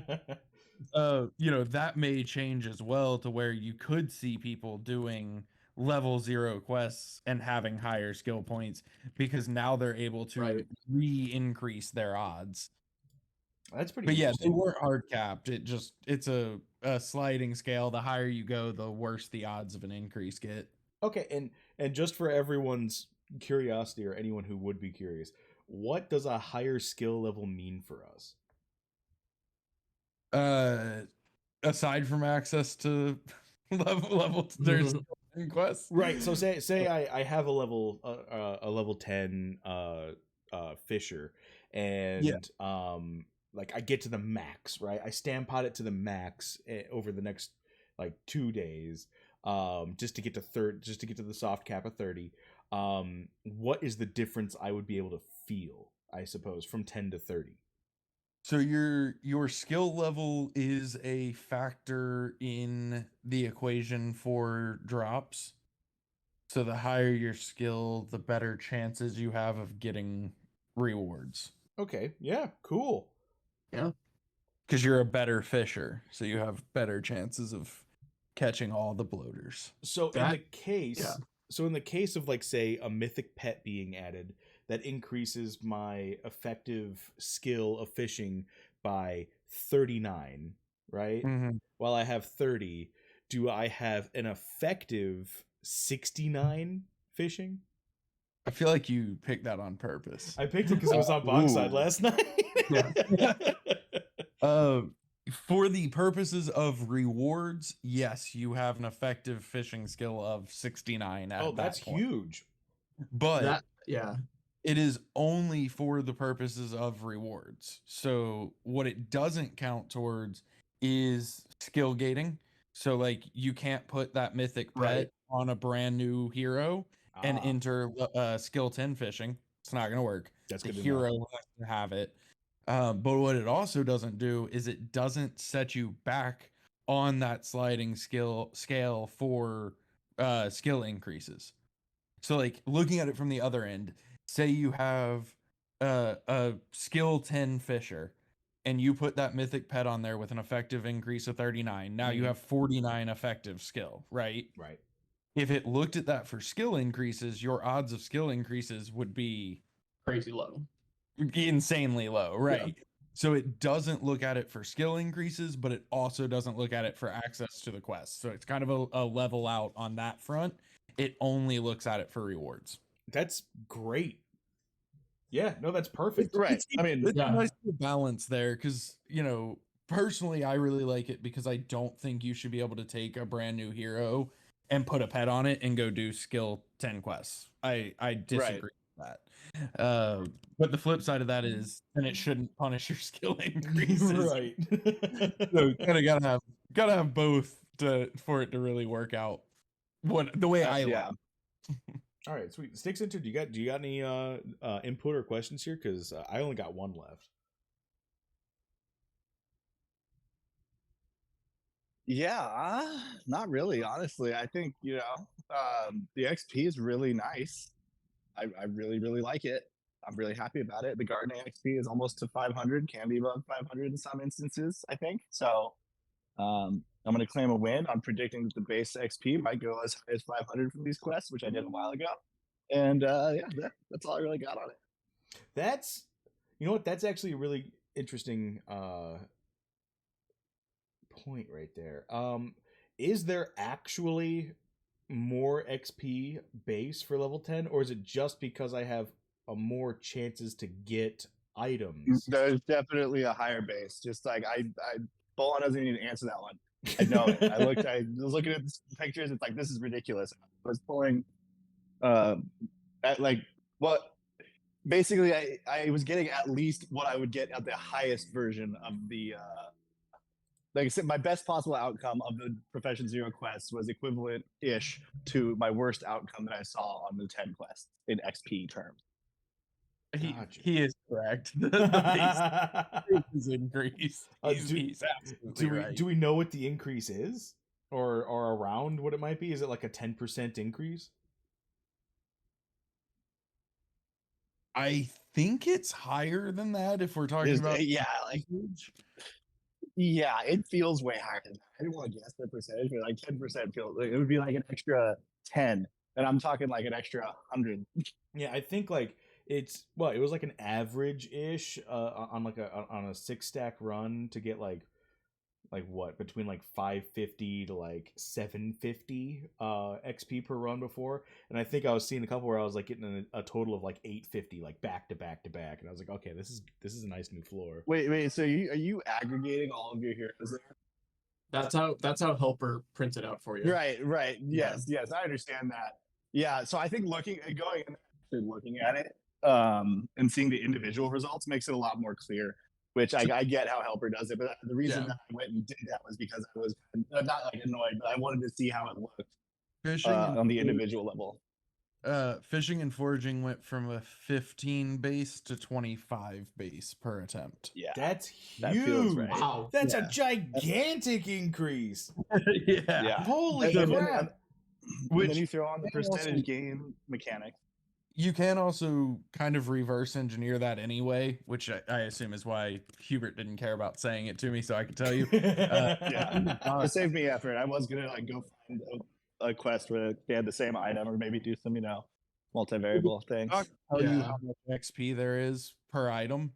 So all you really have to do is take out the items and right any applicable multipliers. But if you just ran a hero with no power up, no pet, subtract the items, there's your base. So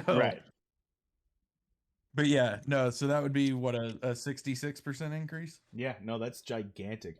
And again, this is just for clarification. So when anyone's just like, what's the difference for level 10 quests? Like we already answered that on the Wowee show. So yeah, I'll never give them the answer. They have to stick to the whole first part of this. No, we're not going to tell them where in the stream we answered. Yeah, it's like, just go watch it. An hour and 25 minutes. All right, cool.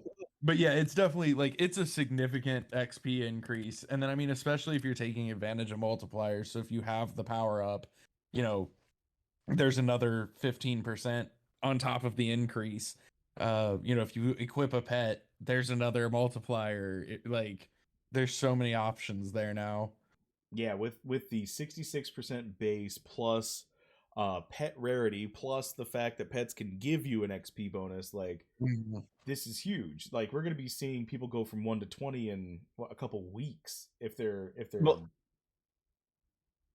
yeah, I think you're really gonna see it at the 5 to 10 range. I felt like that took forever, and I had level 10 for the vast majority of it, or not even before that with my heroes. I don't remember now, but I feel like that range is going to go much faster. Yeah.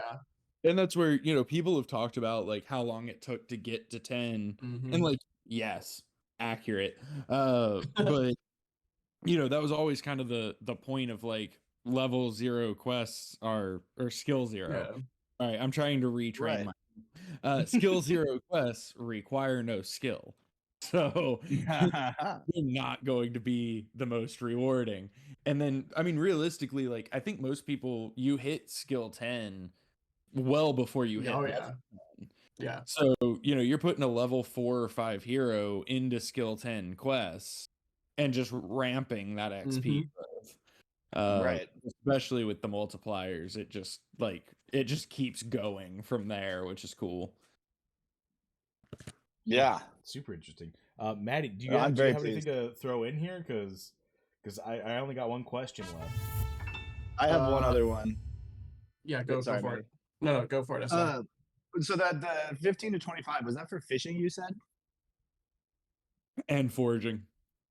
Right. So was gardening bigger? 'Cause I feel like gardening, I just from like talking to Aphex earlier today, I felt like it kind of got a bigger increase because I feel like before gardening felt punishing because of how long it took to do the quests, and like the XP difference did not feel like, at least to me, like feel as though it was proportional to that like increased length of time and gap between being able to do more quests that you incur from how gardening works versus fishing and foraging. But Aphex and I were talking earlier on Twitter today, and it was kind of looks like they balanced that out a little bit to where Gardener XP gain looks a little broken. And I was just curious if we were onto something or not. Not broken bad, just like better. Sorry, I should be careful with my words. Completely overpowered. This needs to be reworked. Take away the base increase. Yeah. Also, thanks for the follow, Beeve. Glad to have you in here, buddy.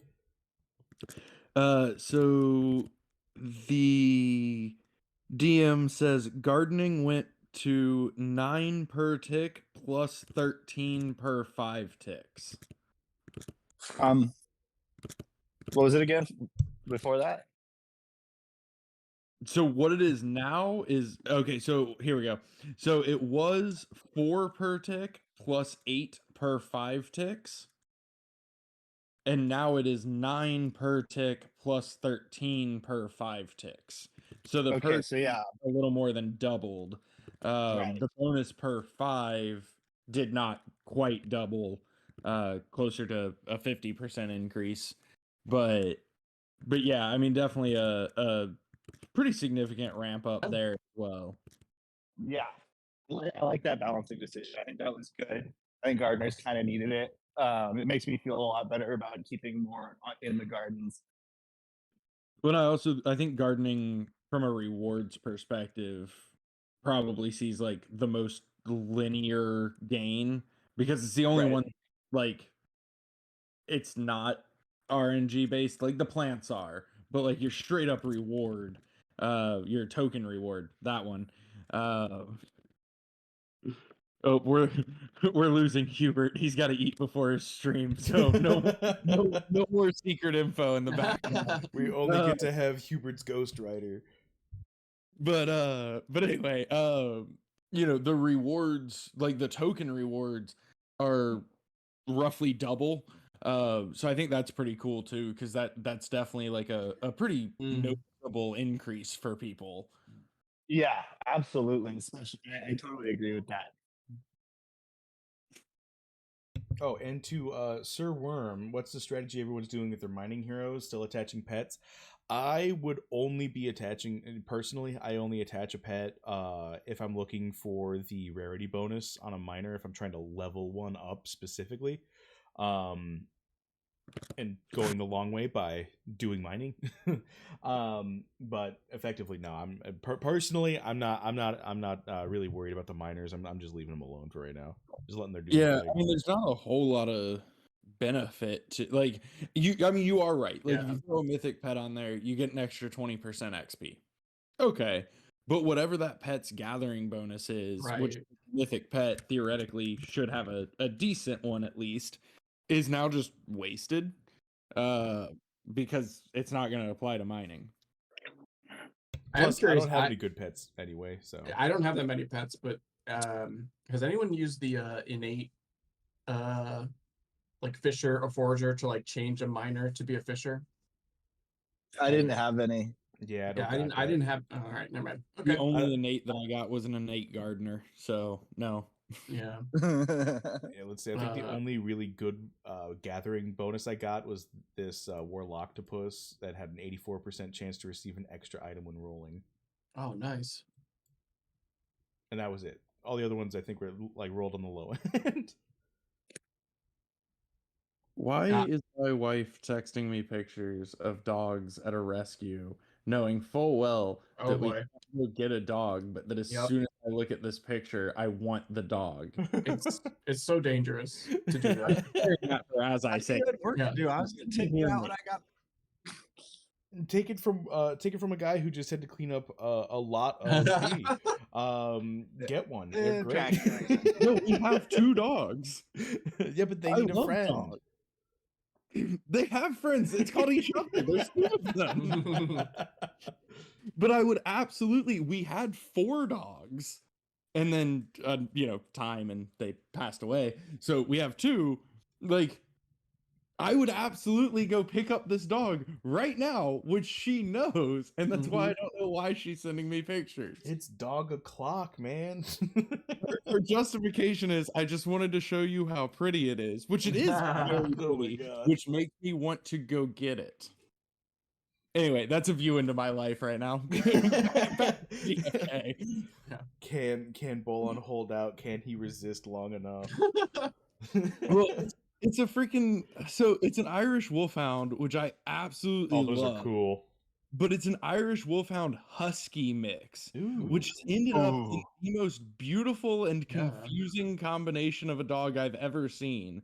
But it also has the thing that a lot of Huskies have, where its eyes are different colors. That I think is the coolest thing I've ever seen. Like, I want this dog so badly now. That's really cool. And it's all her fault. Does anyone remember the word where you have 2 different color eyes, like heterochroma something? Whoever can remember it, I'm giving you 50 crystal. Oh, jeez. I thought it started with an A. Did it? I could be completely wrong. My mom's an optician. I really should know this. But yeah, if whoever puts it in chat or says it first, you get 50 crystal. I mean, I'm feeling. I don't want to ruin it. We just Google it, yeah. Yeah, I googled it. I can't see chat though. I'm not gonna say. Yeah, I was gonna say, dude, are you gonna take the 50 crystal from chat? Wow, you were right. You got it. Right. Yeah, that's why I said wow. I was like, oh shit. Oh, did I just say like I actually just got it right? Like, yeah, your little made up word was the right. Dang it! Whoever makes up a better word for heterochroma gets 50 crystal. Yeah. Apparently somebody's already adopted the dog, so now I'm just like, this has been a really cool. That was just disappointing. Oh my god, his name's Rufus. Look at that. Look at him. Oh my god, I can't get over it. This is incredible. It's a gorgeous dog. Holy crap, this is super cool. Like, it's a very cute pup. I feel bad for it being in Florida. I know, right? You could say that about all dogs in Florida. You know what? You're right. I feel bad for all dogs in Florida. I feel bad for the people. I feel bad for the dogs. Except for the mosquitoes. They're the only thing that get no pity. For real. So Wowee, really quick. I was just looking in one of the TG chats instead of at that beautiful dog, because after I was sad when Bolon said he couldn't get it. But I just saw a picture of Helper where someone pulled with 6 heroes. I want. It was 1503 XP total amongst them all. Holy crap. Yeah. That's incredible. Yeah, that's a gigantic increase. Well, it was a lot of items. While we're talking about experience, can we just take a minute and acknowledge that XP bar? Yeah, the XP bar is awesome. Let's see if I can. Yeah, I like that as well. I love that thing because now I get to break my routine of collect heroes, open meditation circle, refresh. Right, yeah. Like, I don't have to do that anymore. It's like an extra step got saved. Yeah. Shout out to Typical. It is very cool. He's a real one for that. I'm gonna do one attempt. One attempt. We'll see it in 2 minutes. Just only send one hero. We'll send it in 20 seconds. Yeah, but I want to see all of them. Oh, I mean, all right. We'll see it in 20 seconds. Actually, this is pretty cool. This hero right here is actually my first hero ever purchased. Ooh. Holocrona. Nice. Something. So it's like Holocrona Willow buff or something. I remember my first hero's name. Her name was Jenny Perk. She died in the journey. Oh. Rest in peace. Hey, wait a minute. That doesn't say 20 seconds. On the... Did you not change Did it? you do all 5? Yeah, I think that's all 5. Did you not reject the initial transaction? I'm pretty sure I rejected and set it to 1. I thought you did too. That's the only thing I can think. Well, it's looking like you didn't. Welcome to the Incompetency Show. I'm your host, Wowee. Worm did make a really good point about pets on minors. If you're dueling with the pet, you also have minors. Right. Oh yeah, it's a gigantic incentive So, for sure. It just depends. And that's where, like, so I went through and equipped all my pets late last night. And, you know, there's people that have a lot more heroes than me, and there's people that have a lot more pets than me. But, I mean, my strategy basically was I put any pet with an XP bonus, I tried to find a hero that I want to use for combat later and paired it with that one. And then outside of that, I just figured if you're one of my best at this profession, you're getting the best pets. Yes, I completely agree with that strategy. I mean, I think the only reason you wouldn't do something like that is if it's a bonus that you're trying to target a specific hero for, like the increase the skill, or the flat rate one. You want a certain guy to get that one. I mean, otherwise, I think just put it on your best foragers, or your best whatever the skill is. Well, I mean, what's the opposite thinking, right? Is it like I want to like raise my floor so the averages all stay like pretty similar? So like every quest is profitable rather than some of them being a little more profitable and some of them not being profitable. I mean, that's not the answer. No, but like, that's not the right answer, I should say. I'm trying to maximize my best guys. Look at that experience bar. Experience bar. And then if you hover the eye, it gives you the breakdown of the experience. Look at that. Look at that. Should have had a premium pet trade equipped, man. I have not put on any pets yet. Yeah, so when I saw that the fishing 10 and foraging 10 had been moved into launch ready the night before that kind of announcement came out, I tweeted about it. I immediately went and equipped all my pets because I knew everyone else was going to do it the next day. Yeah, that's a pretty good idea. Yeah, not gonna lie. I was surprised, honestly, more people didn't do it during the downtime. Or not? I did like 5 or 6 for to get the duels. Yeah, I still haven't done a lot of mine though. Well, no, I'm not talking about that time. Sorry, I was talking about because we said it at 2 p.m. Eastern. Oh, right. Yeah. We said, hey, we're turning off quests at 4 p.m. to launch it. I assumed a lot of people would go and start pairing their pets, and maybe they did, and they just didn't say so in Discord. Like, it's not like I have an eye into their stuff, but it's not like there's a public ledger of it.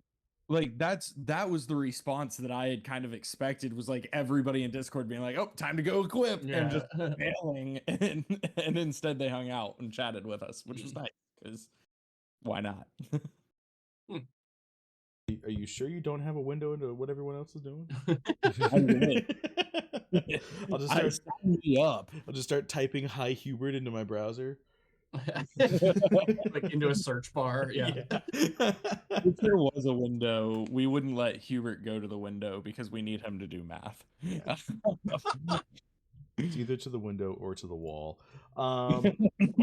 So I guess is there a third option?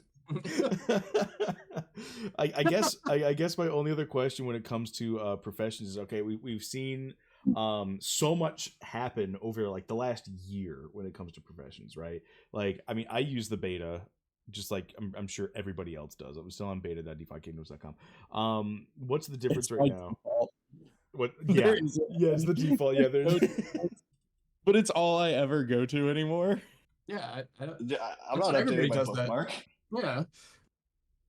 I wonder how many people might not. Like, they just don't know. They never joined the Discord. They don't know there's a beta version out there that just has like more stuff. They're just like, I mean, At this point, they are identical. So like, there's really no benefit to being on beta. Like, Is I will this say- Profession 10 live on beta and the regular one as well? yeah, it went straight to production. Hot diggity damn! All right, cool. Because that one, there's not really a way for it to not be on both because it's everything that quests go through. So like, there will be features that go beta only again. We just haven't had any that needed to be beta only. Right. Yeah. So we'd prefer to push to both if there's no reason not to, but I just am so used to going to beta. But it is a nice troubleshooting thing. Like if you're ever seeing a bunch of lag and it just like won't catch up right, just flip to game and then flip back to beta, or flip from game to beta and then back to game, or don't flip back, doesn't matter. But a lot of times that'll kind of kick your browser in the ass. That's a really good tip. Someone clip that. I know that's a really good tip. I'm always in there for those. I guess my only question after everything is said and done, now that we've got Profession 10 questing out, win level 100. Win 20, I'm gonna kill you. Oh, win 100. Okay. Yeah, win level 100. I want the level cap to be taken away. I got some more wins for you if you're hungry. I don't have answers. I already told you. Well, do you have a speculation? Hubert walked away. I don't have a good source of information anymore. Well, I think that's like a joke question, but I think there is a real question of, is the plan to have the next set be level 20 at some time down the road, or will it be a completely different system? So that is a good question, and I think the honest answer to it at this point is kind of back up in the air. So like originally, I think it was probably go 10 and then 20, and then maybe have some gaps and not go every 10, but probably 10 to 20. But with everything that happened, and 10 being a lot later than we had originally anticipated, we might see some skips a little earlier. I also think it's on the table that some future stuff will be level gated, not just skill gated, but actually level. Well, and like one thing that Hubert's mentioned in an AMA before is the idea of like, Mostly you got a lot done. What? Sorry.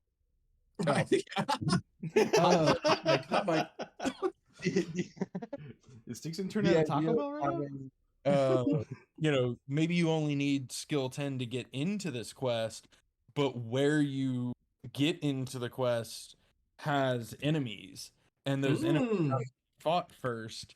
And just because your heroes have skill 10 doesn't mean your heroes are strong enough to fight those enemies. So we're gonna have to travel to certain lands and clear it out in order to gain the precious gathering resources. Potentially. I like it. Yes, I'm a big fan of it also. Yeah, that's a really cool idea. Well, also question. Well, I guess it's all hypothetical, but would it be like your team of 6 would be fighting, or like one guy would have to clear it and then everybody can quest afterwards? That's an interesting idea. I think maybe some of both. Yeah. Like, I don't even think that necessarily all of them. Like maybe some of them have to be cleared by the heroes that want to do it. Yeah. Which I think would be super cool, actually.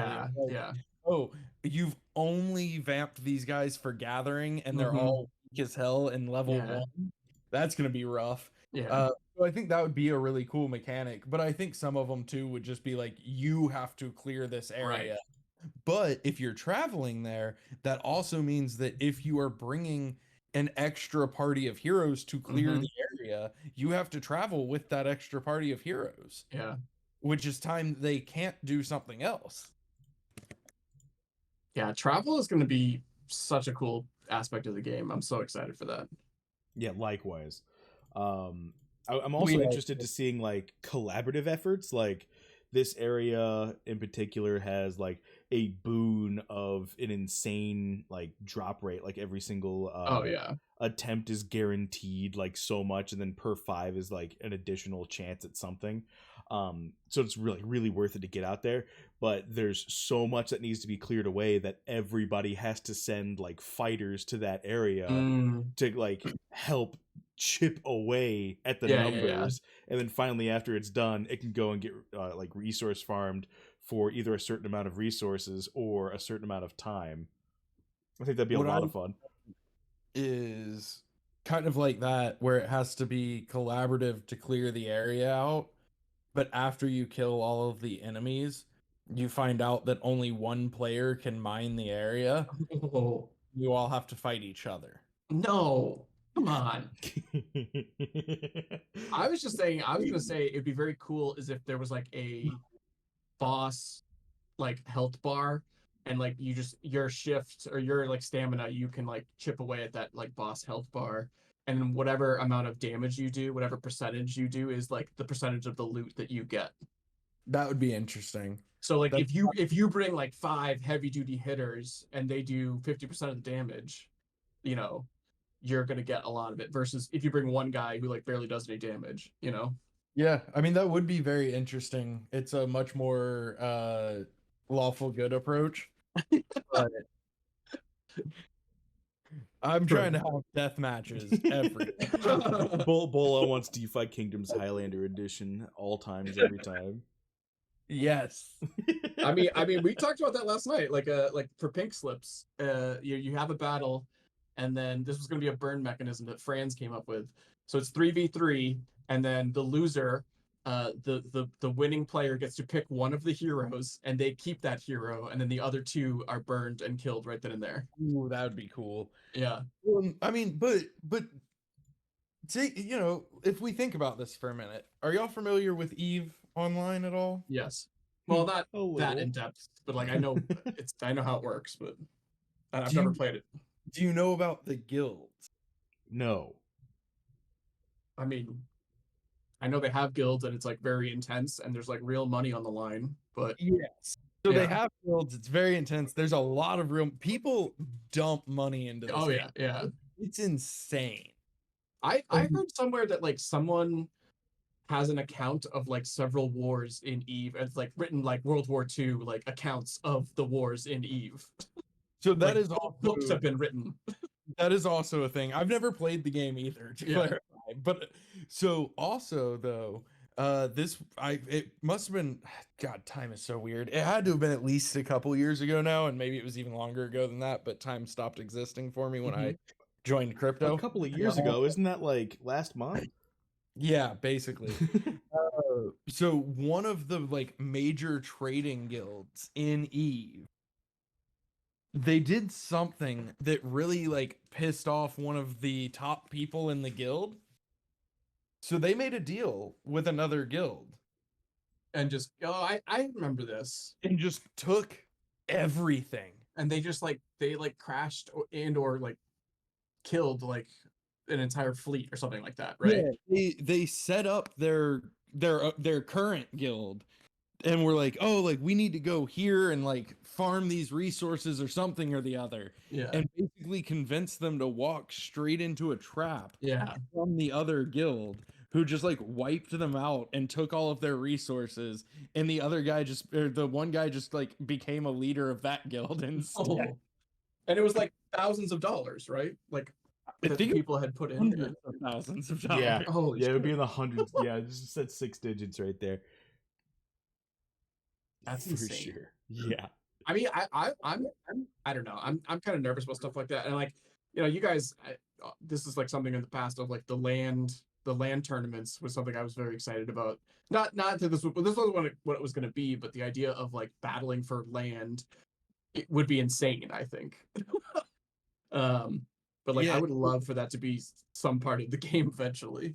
It was in 2017, which, so the guy took the holdings of 4,000 people. Holy shit. Because that's how many were in the alliance. And I'm trying to find a dollar amount, which if you search EVE Online Guild Betrayal, it's the first thing. And so, yeah, for over a year, this was planned. Like this was a long-term, like thought out, implemented coup of this guild. I'd love to read the live tweets of that. Apparently there were many. That's perfect. That was like peak Twitter was That's 2017 wild. too. He stole everything and then he sold their it calls it a Death Star-esque citadel to their worst enemies. Oh my god. It's incredible. Like I love that awesome. coordination, and I see the merits in it, right, Bolon? Like I am on your side, really. I think everyone's a little bit too scared to lose assets. So maybe if we do something, because this was something I wanted to ask, like a real question I wanted to ask with Profession 10 questing was like win mini game, right? Like I would love, and this would like be to the detriment of like automation services, obviously, but like if I can like queue up fishing and then like do a little mini game for fishing to like maybe increase my odds or something like that, I would do it. I'd sit here and just play fishing mini game all day long. But oh geez, what was my point with that?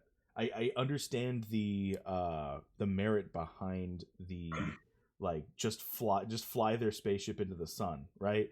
But everyone's too scared to risk their own assets. Like what kind of assets do you think are riskable in, which is a weird word, in DFK that is a potential for that to happen? Like can I like have a guild chest that I stake like a bunch of different resources in? Like everybody's staking resources in, and if it gets taken over, say by NPC like invaders, or that just wipe out the guild, or even a rival or enemy guild comes in and clears it out and has now access to our resources, is that like a potential that's being tossed around with the team right now? No. And I honestly I doubt it would be. Like anything that was at risk would have to be like blatantly and purposely put up for risk. Right. And that's where like I mean that's the difference with blockchain, right? Is like if Eve was a blockchain game, every guild would be using a multi-sig and that guy couldn't do what he did. Right. Which, by the way, it was 20,000. I was thinking of the ISK conversion, which is the Icelandic currency, which is not worth very much compared to the dollar. But it was $20,000 worth of stuff. But anyway, but yeah, like if it's a Web3 game, like all of that would be in multi-sigs. You know, will there be opportunities to risk assets? Yeah, of course. But they will be well known and like you'll go in them on purpose with a knowledge of what you are risking. Like as much as I like the idea of the thief having a move with a 1% chance of success that just steals your whole OX, I'm the only one that likes it. So I mean, it might work. That's like a classic thing in like RPGs of like sections of the map that are PvP versus, you know, not. It'll be similar like that. Of like it wouldn't be like land, but it'd be like an area where like you go, but like you implicitly agree that like going in there is a danger to your hero. Like and you make that decision. yes, and that's where like, you know, even the standard PvP zone like isn't gonna burn your hero. No, Your yeah. hero might die and you have to, you know, revive them or whatever. I don't think I call it dying, but what, you know, you get my point. Yeah. They might go to 0 health and then you have to revive them. But anything that was talking about burning your NFT, right. Yeah, you're gonna know.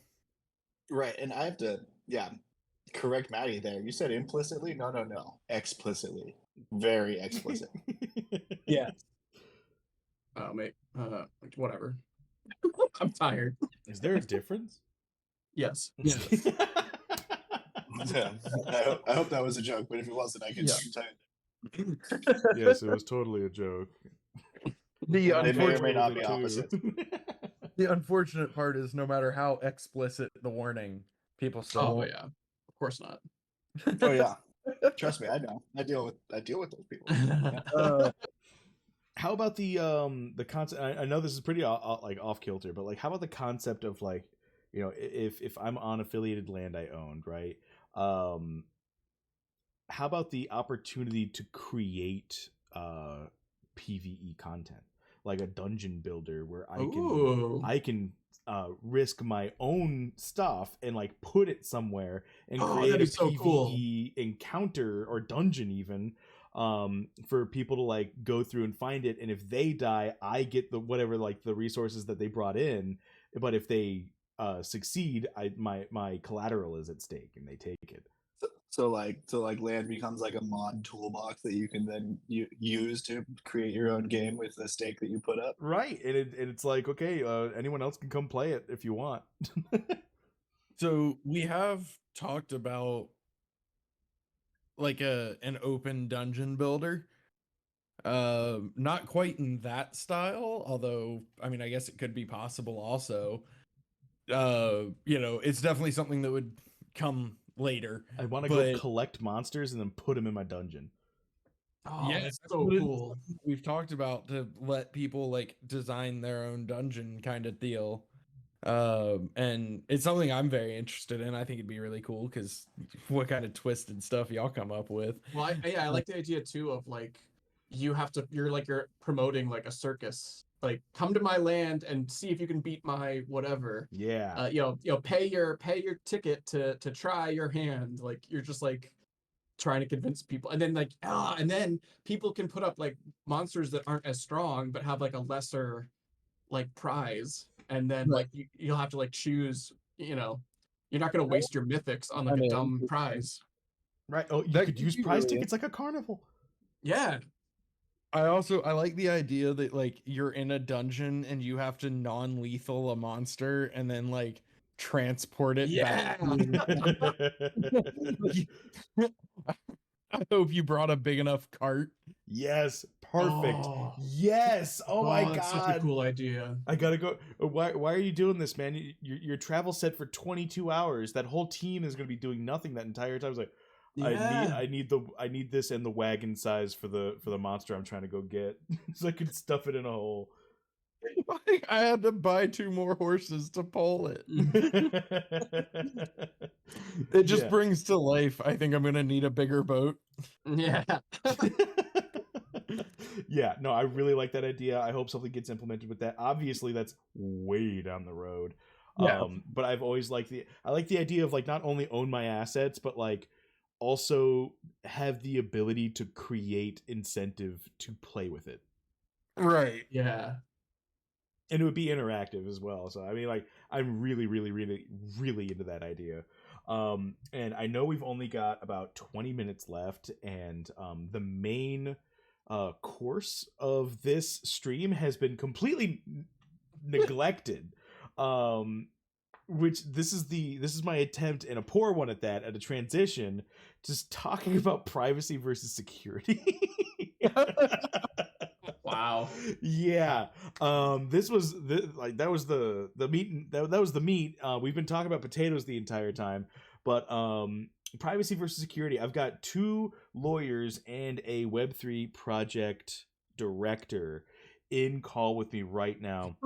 I am neither of these things, but I'm going to try and hold my own, mainly with just having an opinion on what they're about to talk about. Bolon, I remember last time we were talking about privacy versus security, whereas it's more of a seesaw than a cake and eat it too kind of deal, where the more security you have, the less privacy you have, and vice versa, where the more privacy you have, the less security you get.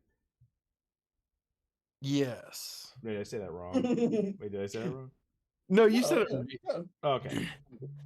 Yeah, you definitely, like, you can't have both. Right. Both don't exist in harmony. Yeah. So you can't have the extremes of either, right? Yeah. Reality somewhere. Yes, everything ends up in the middle. And that's, you know, we probably won't get too far into this discussion tonight, which is all right. We'll come back for round 3. But on the next episode of the I'll tell next week's office hours. No, sorry. I'll tell Hubert he's not allowed to drop anything between now and then.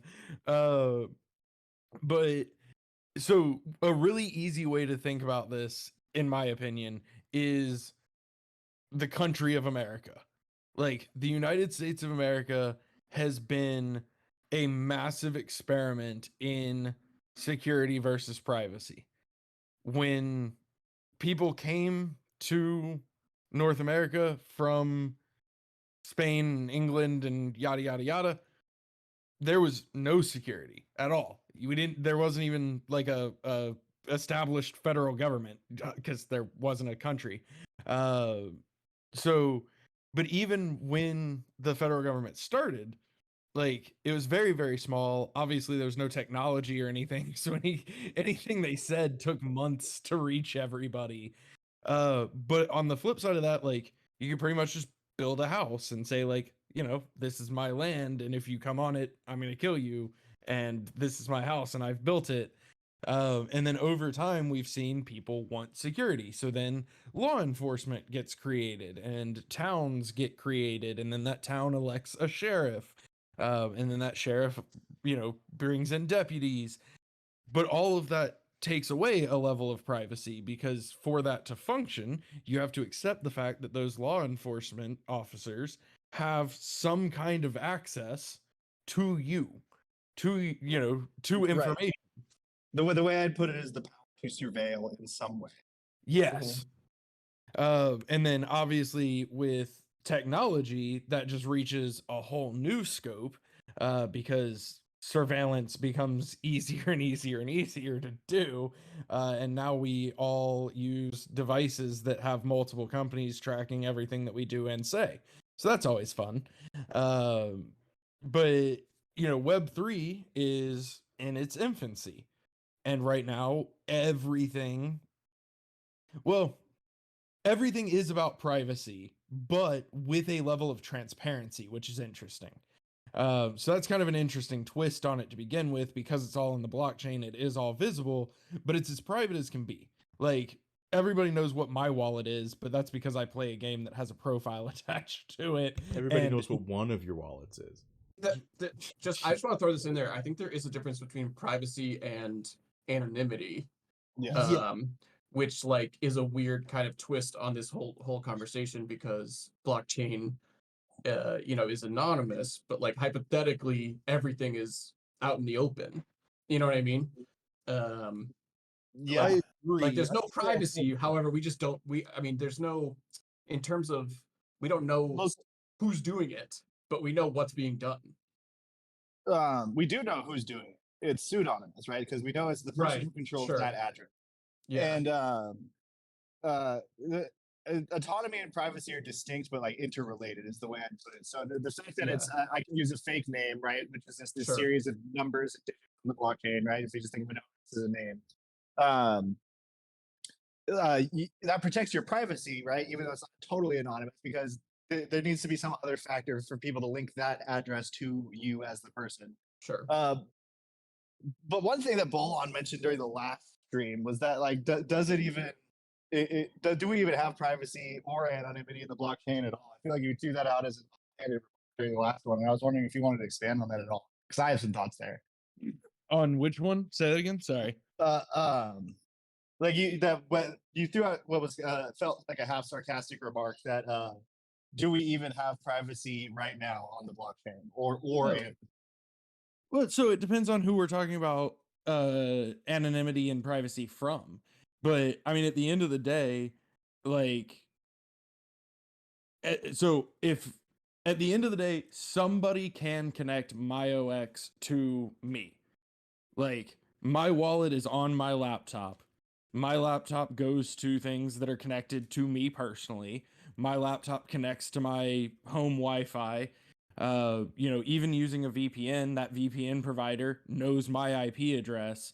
Like, there's so many ways that wallets can be tracked to individuals. Now, whether anybody has access to those methods. Wait, sorry, I gotta jump in here. How do you connect an IP address to a wallet? Because the wallet is connected to the internet and connected to an RPC node, I think. Yeah, that from that IP address to initiate the transaction. Right. And how do you access that, though? Well, as a hacker or whatever. So Chainalysis apparently has a suite of tools, and so they have also competitors. So other entities have a suite of tools that basically allow them to do this. I don't understand the functionality. I just know that I know who I would hire if I wanted it done. And that's all I really need to know. I didn't realize that information could be found. Oh yes, it certainly can. Well, and even from a simpler perspective, and not necessarily from a hacker perspective, maybe, but also just from a how much do you trust corporations perspective? Sure, I trust corporations implicitly. My home internet is provided to me by AT&T. AT&T absolutely can tell everything I do on my home internet, because if they couldn't, I couldn't set up parental restrictions. So we know they can. Whether or not anybody has direct access to that information, or whether it's legal for them to access that information, that's a whole different story. But that information is there. They can tell that I go to DeFiKingdoms.com. They can tell that things are submitted from my home Wi-Fi, which can all be used to then come back to who I am. Yeah. Right, and it's not like they need to prove you did anything wrong to even trigger the privacy issue. It's just enough to identify you, and then that would initiate their surveillance, their actual real surveillance of you. And that's when it gets into a weird situation where, like, what do they do to actually figure out what you're doing, whether you're doing something wrong? Exactly. And that's where, like, again, do I think that that's a realistic situation today? No. But the reason I made that statement is, a lot of people are very focused and adamant about the anonymity of, blockchain. There is no anonymity in the internet. Like that, it doesn't work.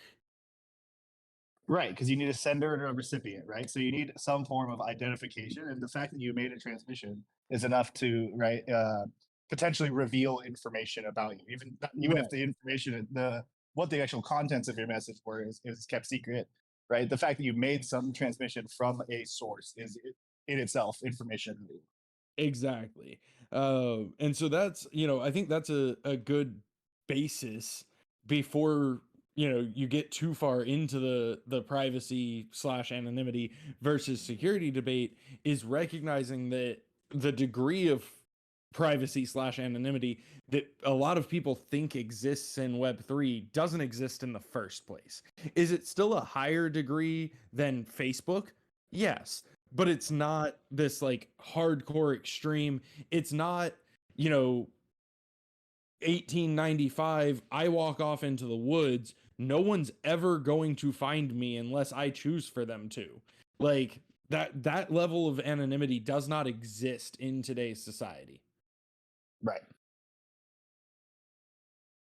Yeah, I agree with everything you said there. That was the point I was going to drive why I brought this up. So you said it perfectly.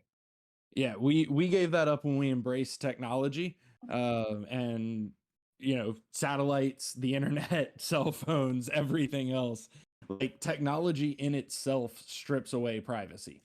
I mean, the NSA is a really good contributor to that idea as well. It's like how the National Surveillance Agency. Yeah, I mean, how far is their reach? Like, how particular can they possibly get? Right? Well, yeah.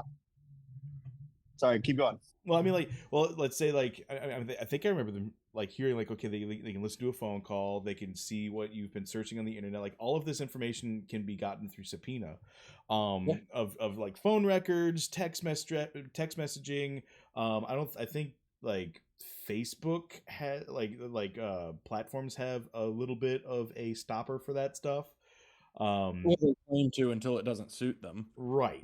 There's a man that was convicted of murder, and the primary evidence was that he had asked Siri where to hide a dead body. And Apple released that. All right. Was that the wait, I just want to self get rid of Siri? If you don't know the that should be a first. But if you don't know the answer to this, that's fine. But do you know if that was the primary evidence that they used to get a warrant to then go find out all the other stuff, or was that like the primary evidence at trial? If you know, if you I don't know, don't know. I'll try to find it. yeah, I'm intrigued by that. But like, would there even be a warrant needed if you had like, say, a wallet that was attached to your identification? Because like, it's already public information. Oh, right. So you wouldn't need a warrant for public information, right? The cops don't, and like the cops don't need a warrant to go ask somebody else about you. Under like very traditional rules of privacy that kind of developed around the Fourth Amendment in this country through constitutional law. Anything that go ahead. No, finish your statement. Just anything that you reveal to a third party is by definition not private anymore. Oh, yeah. So this happened in Florida. Woohoo! Good old place. So he was charged with murder. Then a few weeks later, hunters found his friend's body, but then they subpoenaed phone records, and the phone records revealed Apple gave them the information that he asked Siri to help him locate a place to hide a dead body, and that the phone's flashlight function had been used 9 times on the day that it was his roommate that he murdered disappeared. But That's Apple insane. gave them that information. Like, I mean, yeah, murder's bad, and don't do that, kids. But like, the fact they know that I used my flashlight is like freaky to me. Well, and then they tie. I mean, you didn't mention GPS, but I'm just thinking how powerful that evidence would be. I mean, he used the flashlight while he was at the body site. Exactly. Right, which is definitely information they could get. Yeah, and so that's, it's something that we don't think about. Like, nobody reads terms and conditions because they're 137 pages of garbage. But like, we place this implicit trust in these companies to not sell out our data when they're telling us in terms and conditions that they will and are. Right. That's obviously like an extreme case, but that was also in 2012. So like that wasn't even recent. That's actually, sorry, the phone records might have been 2014 because it looks like the trial went on for a while. But regardless, like, that's a decade ago. What do we think they've got now?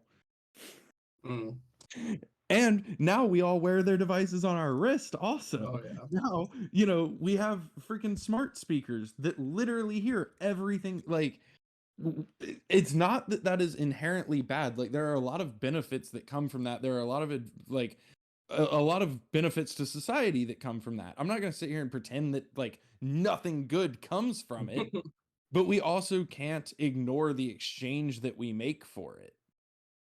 I've got an interesting thing to just like throw at you real quick, because this has to do with data management, right? And like big corporations selling your data to other big corporations to advertise to you more effectively and all that stuff. When it comes to Web3, I think we've got a really interesting opportunity here, because I don't think, I mean, we've heard about this for decades, like, oh, they're selling my data. I don't like that, right? Nobody likes the fact that their data is getting sold. Nobody likes scam calls. Nobody likes telemarketers. Nobody likes spam emails.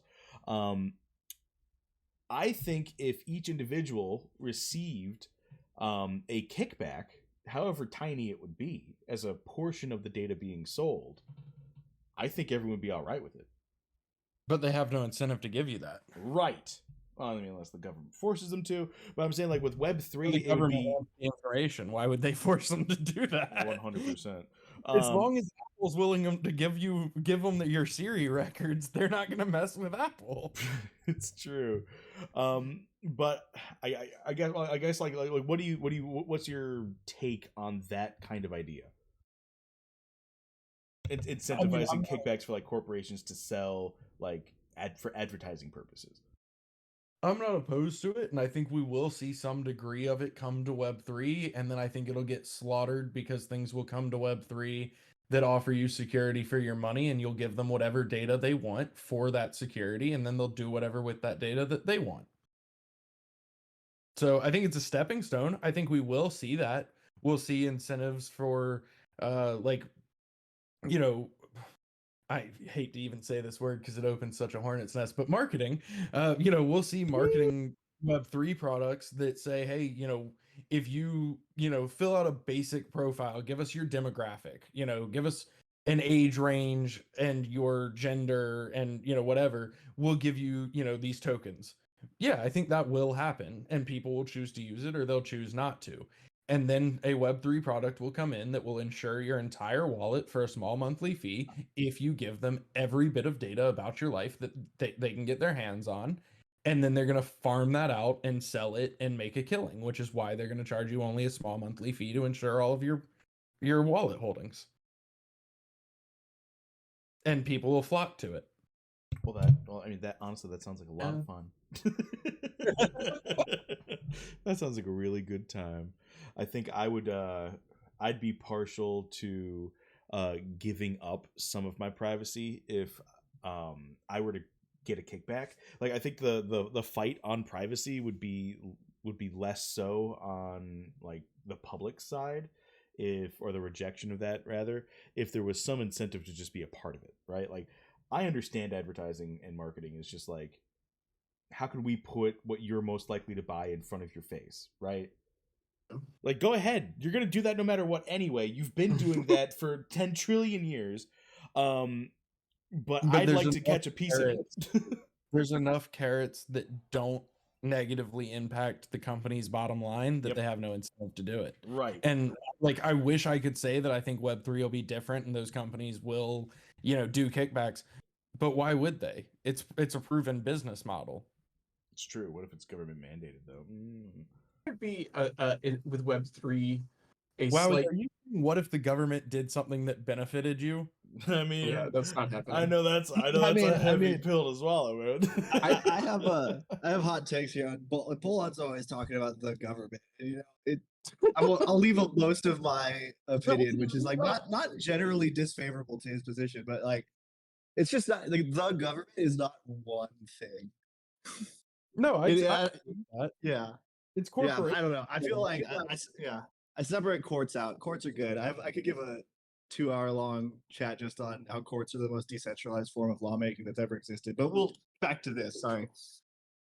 I was just going to say, I think the only pushback I would give Bolon on this is that the typical person who's in Web3 is more aware of these issues than most people and might not be as likely to fill out a survey talking about who they are and attaching that to their wallet. I feel like people who are interested in cryptocurrency and blockchain technology are just inherently a little more aware of these privacy issues and might not be the same type of person who's using Facebook and gives this stuff up, on a regular basis. I would partially agree with that. However, Farmville make me something. I would counter that with, do we have enough people in crypto for crypto to do anything meaningful right now? I mean, maybe. I don't know. If we I mean, the number of people doesn't matter. The money does. Well, fair. But if we want mass adoption, that means bringing in people who are not crypto friendly currently, who are not knowledgeable on how blockchains work, who are not. I mean, yes and no. I guess so, but remember those 90s videos of the newscasters being like, this new thing called the internet? I mean, people eventually figured out how the internet works, and I don't think there was wasn't a pitch to start doing it. I mean, that is somewhat true, although I would also agree with Styx about on figuring out how the internet works. Yeah. But also, as those people, quote unquote, figured out how the internet works, what did they do? They sold all of their data. Nope. They donated all of their data. Yeah, they gave it up regularly. They gave away all of their data. So, I mean, if the government at that point were to make, say, your data intellectual property, government. Yeah, stop saying the government. It's not a thing. It's weird that you're from Florida and you're saying these are.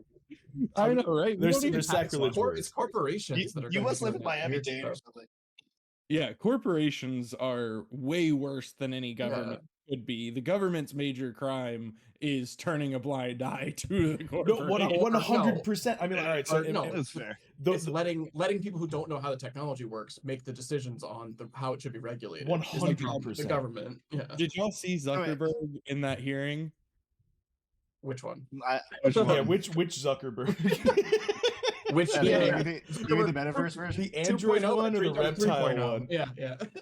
The quote that I just never forget is, so if I take my phone and I walk over here to talk to my friend, No, that was a different guy. Yeah. Does Facebook know that? No, that was a Google. That was a Google guy. Oh my god, that was so good. It's like if I Google the word idiot, Donald Trump's face comes up first. Can you explain that? Stop watching it because it just hurt so bad. Oh my god. Oh my god, how are you the people asking these questions? 100%. Holy crap. Like, if I uninstall Facebook, do you still have access to my phone? Well, do you have Instagram? Does Do you have TikTok- Facebook Messenger? Do you have... Does TikTok connect to the internet? The home man. Wi-Fi. Yeah. The home does So TikTok connect to the bad. home Wi-Fi? That the potential law they wanted to make based on those TikTok hearings is Oh my insane. God. It was worse than the Patriot Act. Yeah, I hate the Patriot Act. So I actually... no, that's a real hot take there. I planned on talking about the Patriot Act, but I didn't want to open that can of worms since I know... I don't think we should, because I think we're kind of starting to step on ADFK here. I We gotta wrap up. Yeah. I'm watching to see if they start. Quick question. You said courts are arguably the most decentralized platform out there right now. I don't form of lawmaking. Form of lawmaking. All right, fair. I don't necessarily disagree with that. Does that include the Supreme Court? Yes. No, I mean it on a historical scale. So I'd have to go into history. That'd be a long discussion to explain what I mean by that. I mean, I would say yes, because the courts are where all like social change happens. Yeah. Well, so I mean, my answer would be yes, but by individual. I mean, good or bad, that's where social change happens, is in the Supreme Court. You know, right? And like part of my thesis here is that like you have people analyze these issues over time, and sure, courts sometimes screw it up really badly, something wrong, or judge what society thinks, but like they do have another chance to reconsider it generally if society cares enough, and you know. But it would take a lot to get into it. It's a long thought. I generally agree with you on the court system as a whole. I feel like it becomes less decentralized the higher the courts get. Oh yeah, which is, and that's 100% accurate. And yeah, I have no dispute with that whatsoever. Anyway, yeah, we can wrap up and go to ADFK's stream, but now we're gonna have part 3 of the Wowee show. Yeah, and we'll do privacy versus security first because I mean the Patriot Act conversation I think is actually a really, really, really interesting topic, and I'd love to hear more about this. So, as much as I didn't see it happening, part 3 of the Wowee show, barring the release of a codex. Ooh, yeah. It's not gonna happen. I'm gonna refuse to release it. Or it's gonna happen right as we wrap up, so Bola can keep us for another 3 hours. Yeah, which one would we suspect? But no, this has been a fantastic show. I really, really, really want to hear these opinions because it's a learning experience for me, right? I don't really get that close or down and dirty with like the policies or really the way things work in general. And I think a lot of people really, really, really appreciate like the work that you guys put into it specifically to like bring it into the open air, so we can discuss about it. But this will be wrapping up time. Maddie, where the heck can we find you? DFK Pesk on Twitter, and Tuesday nights at 9 p.m. we do Boxside Chats. Lovely. With Franz and Guy Kid. I have to say that. Oh yeah, starring Franz and Guy Kid. Starring Franz and Guy Kid. Yeah. All right, StyxIntern, where can we find you? What are you doing on the regular? So I am typically Wednesday nights at about this time. Actually, I'm doing StyxIntern office hours on my YouTube channel. You can find me most active on Twitter. That's at StyxIntern, StyxIntern, no spaces, no nothing else. And yeah, I make memes for DFK. I also make music under the moniker. Oh yeah, we didn't even talk about that. Yeah, so I just released a new single featuring the voice of one Maddie Pesk, who's on this call. Oh, and I highly recommend everyone go listen to it. I may just may drop off the Discord right now so I can open up the Twitch on my phone and share the link in chat. I got you, buddy. I already had it open. I was listening to it earlier. It's badass. Hell yeah, thank you. Spread the word. I'm really proud. I'm not gonna lie. And I normally don't feel proud of my music after I finish it, which like I think is normally justified, but this time I'm proud of it, so that worries me a little. What's the rest of your Twitter name right now? Well, right. So right, I am also serving as Bolon intern, which is kind of a demonic pact between Bolon and Elon, right? The power of the wands. Because I had to get my account verified so I could show up in people's For You. And when I did that, I realized it's like a hassle to change my name. And so when I did it, I was parentheses Bolon intern, and now I'm permanently bound to his side. Oh my gosh, that's incredible. All right, Bolon intern. All right, cool. Speaking of Bolon, who the heck and where the heck are you? Who and where? I don't know. Those are existential questions. Can you hit me with a what? when we go into the philosophical existential crisis questions. But you can always find me in the DFK Discord. Also Twitter at BolonSoron_DFK. And right now you'll be able to find me in the ADFK YouTube chat when I go creep it. Oh, hell yeah.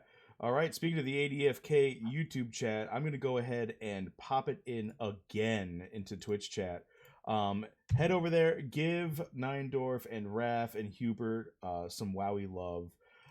Tell them I sent you. You're not going to get anything for it other than, I don't know, maybe hopefully it'll make you feel good. It'll definitely make me feel good.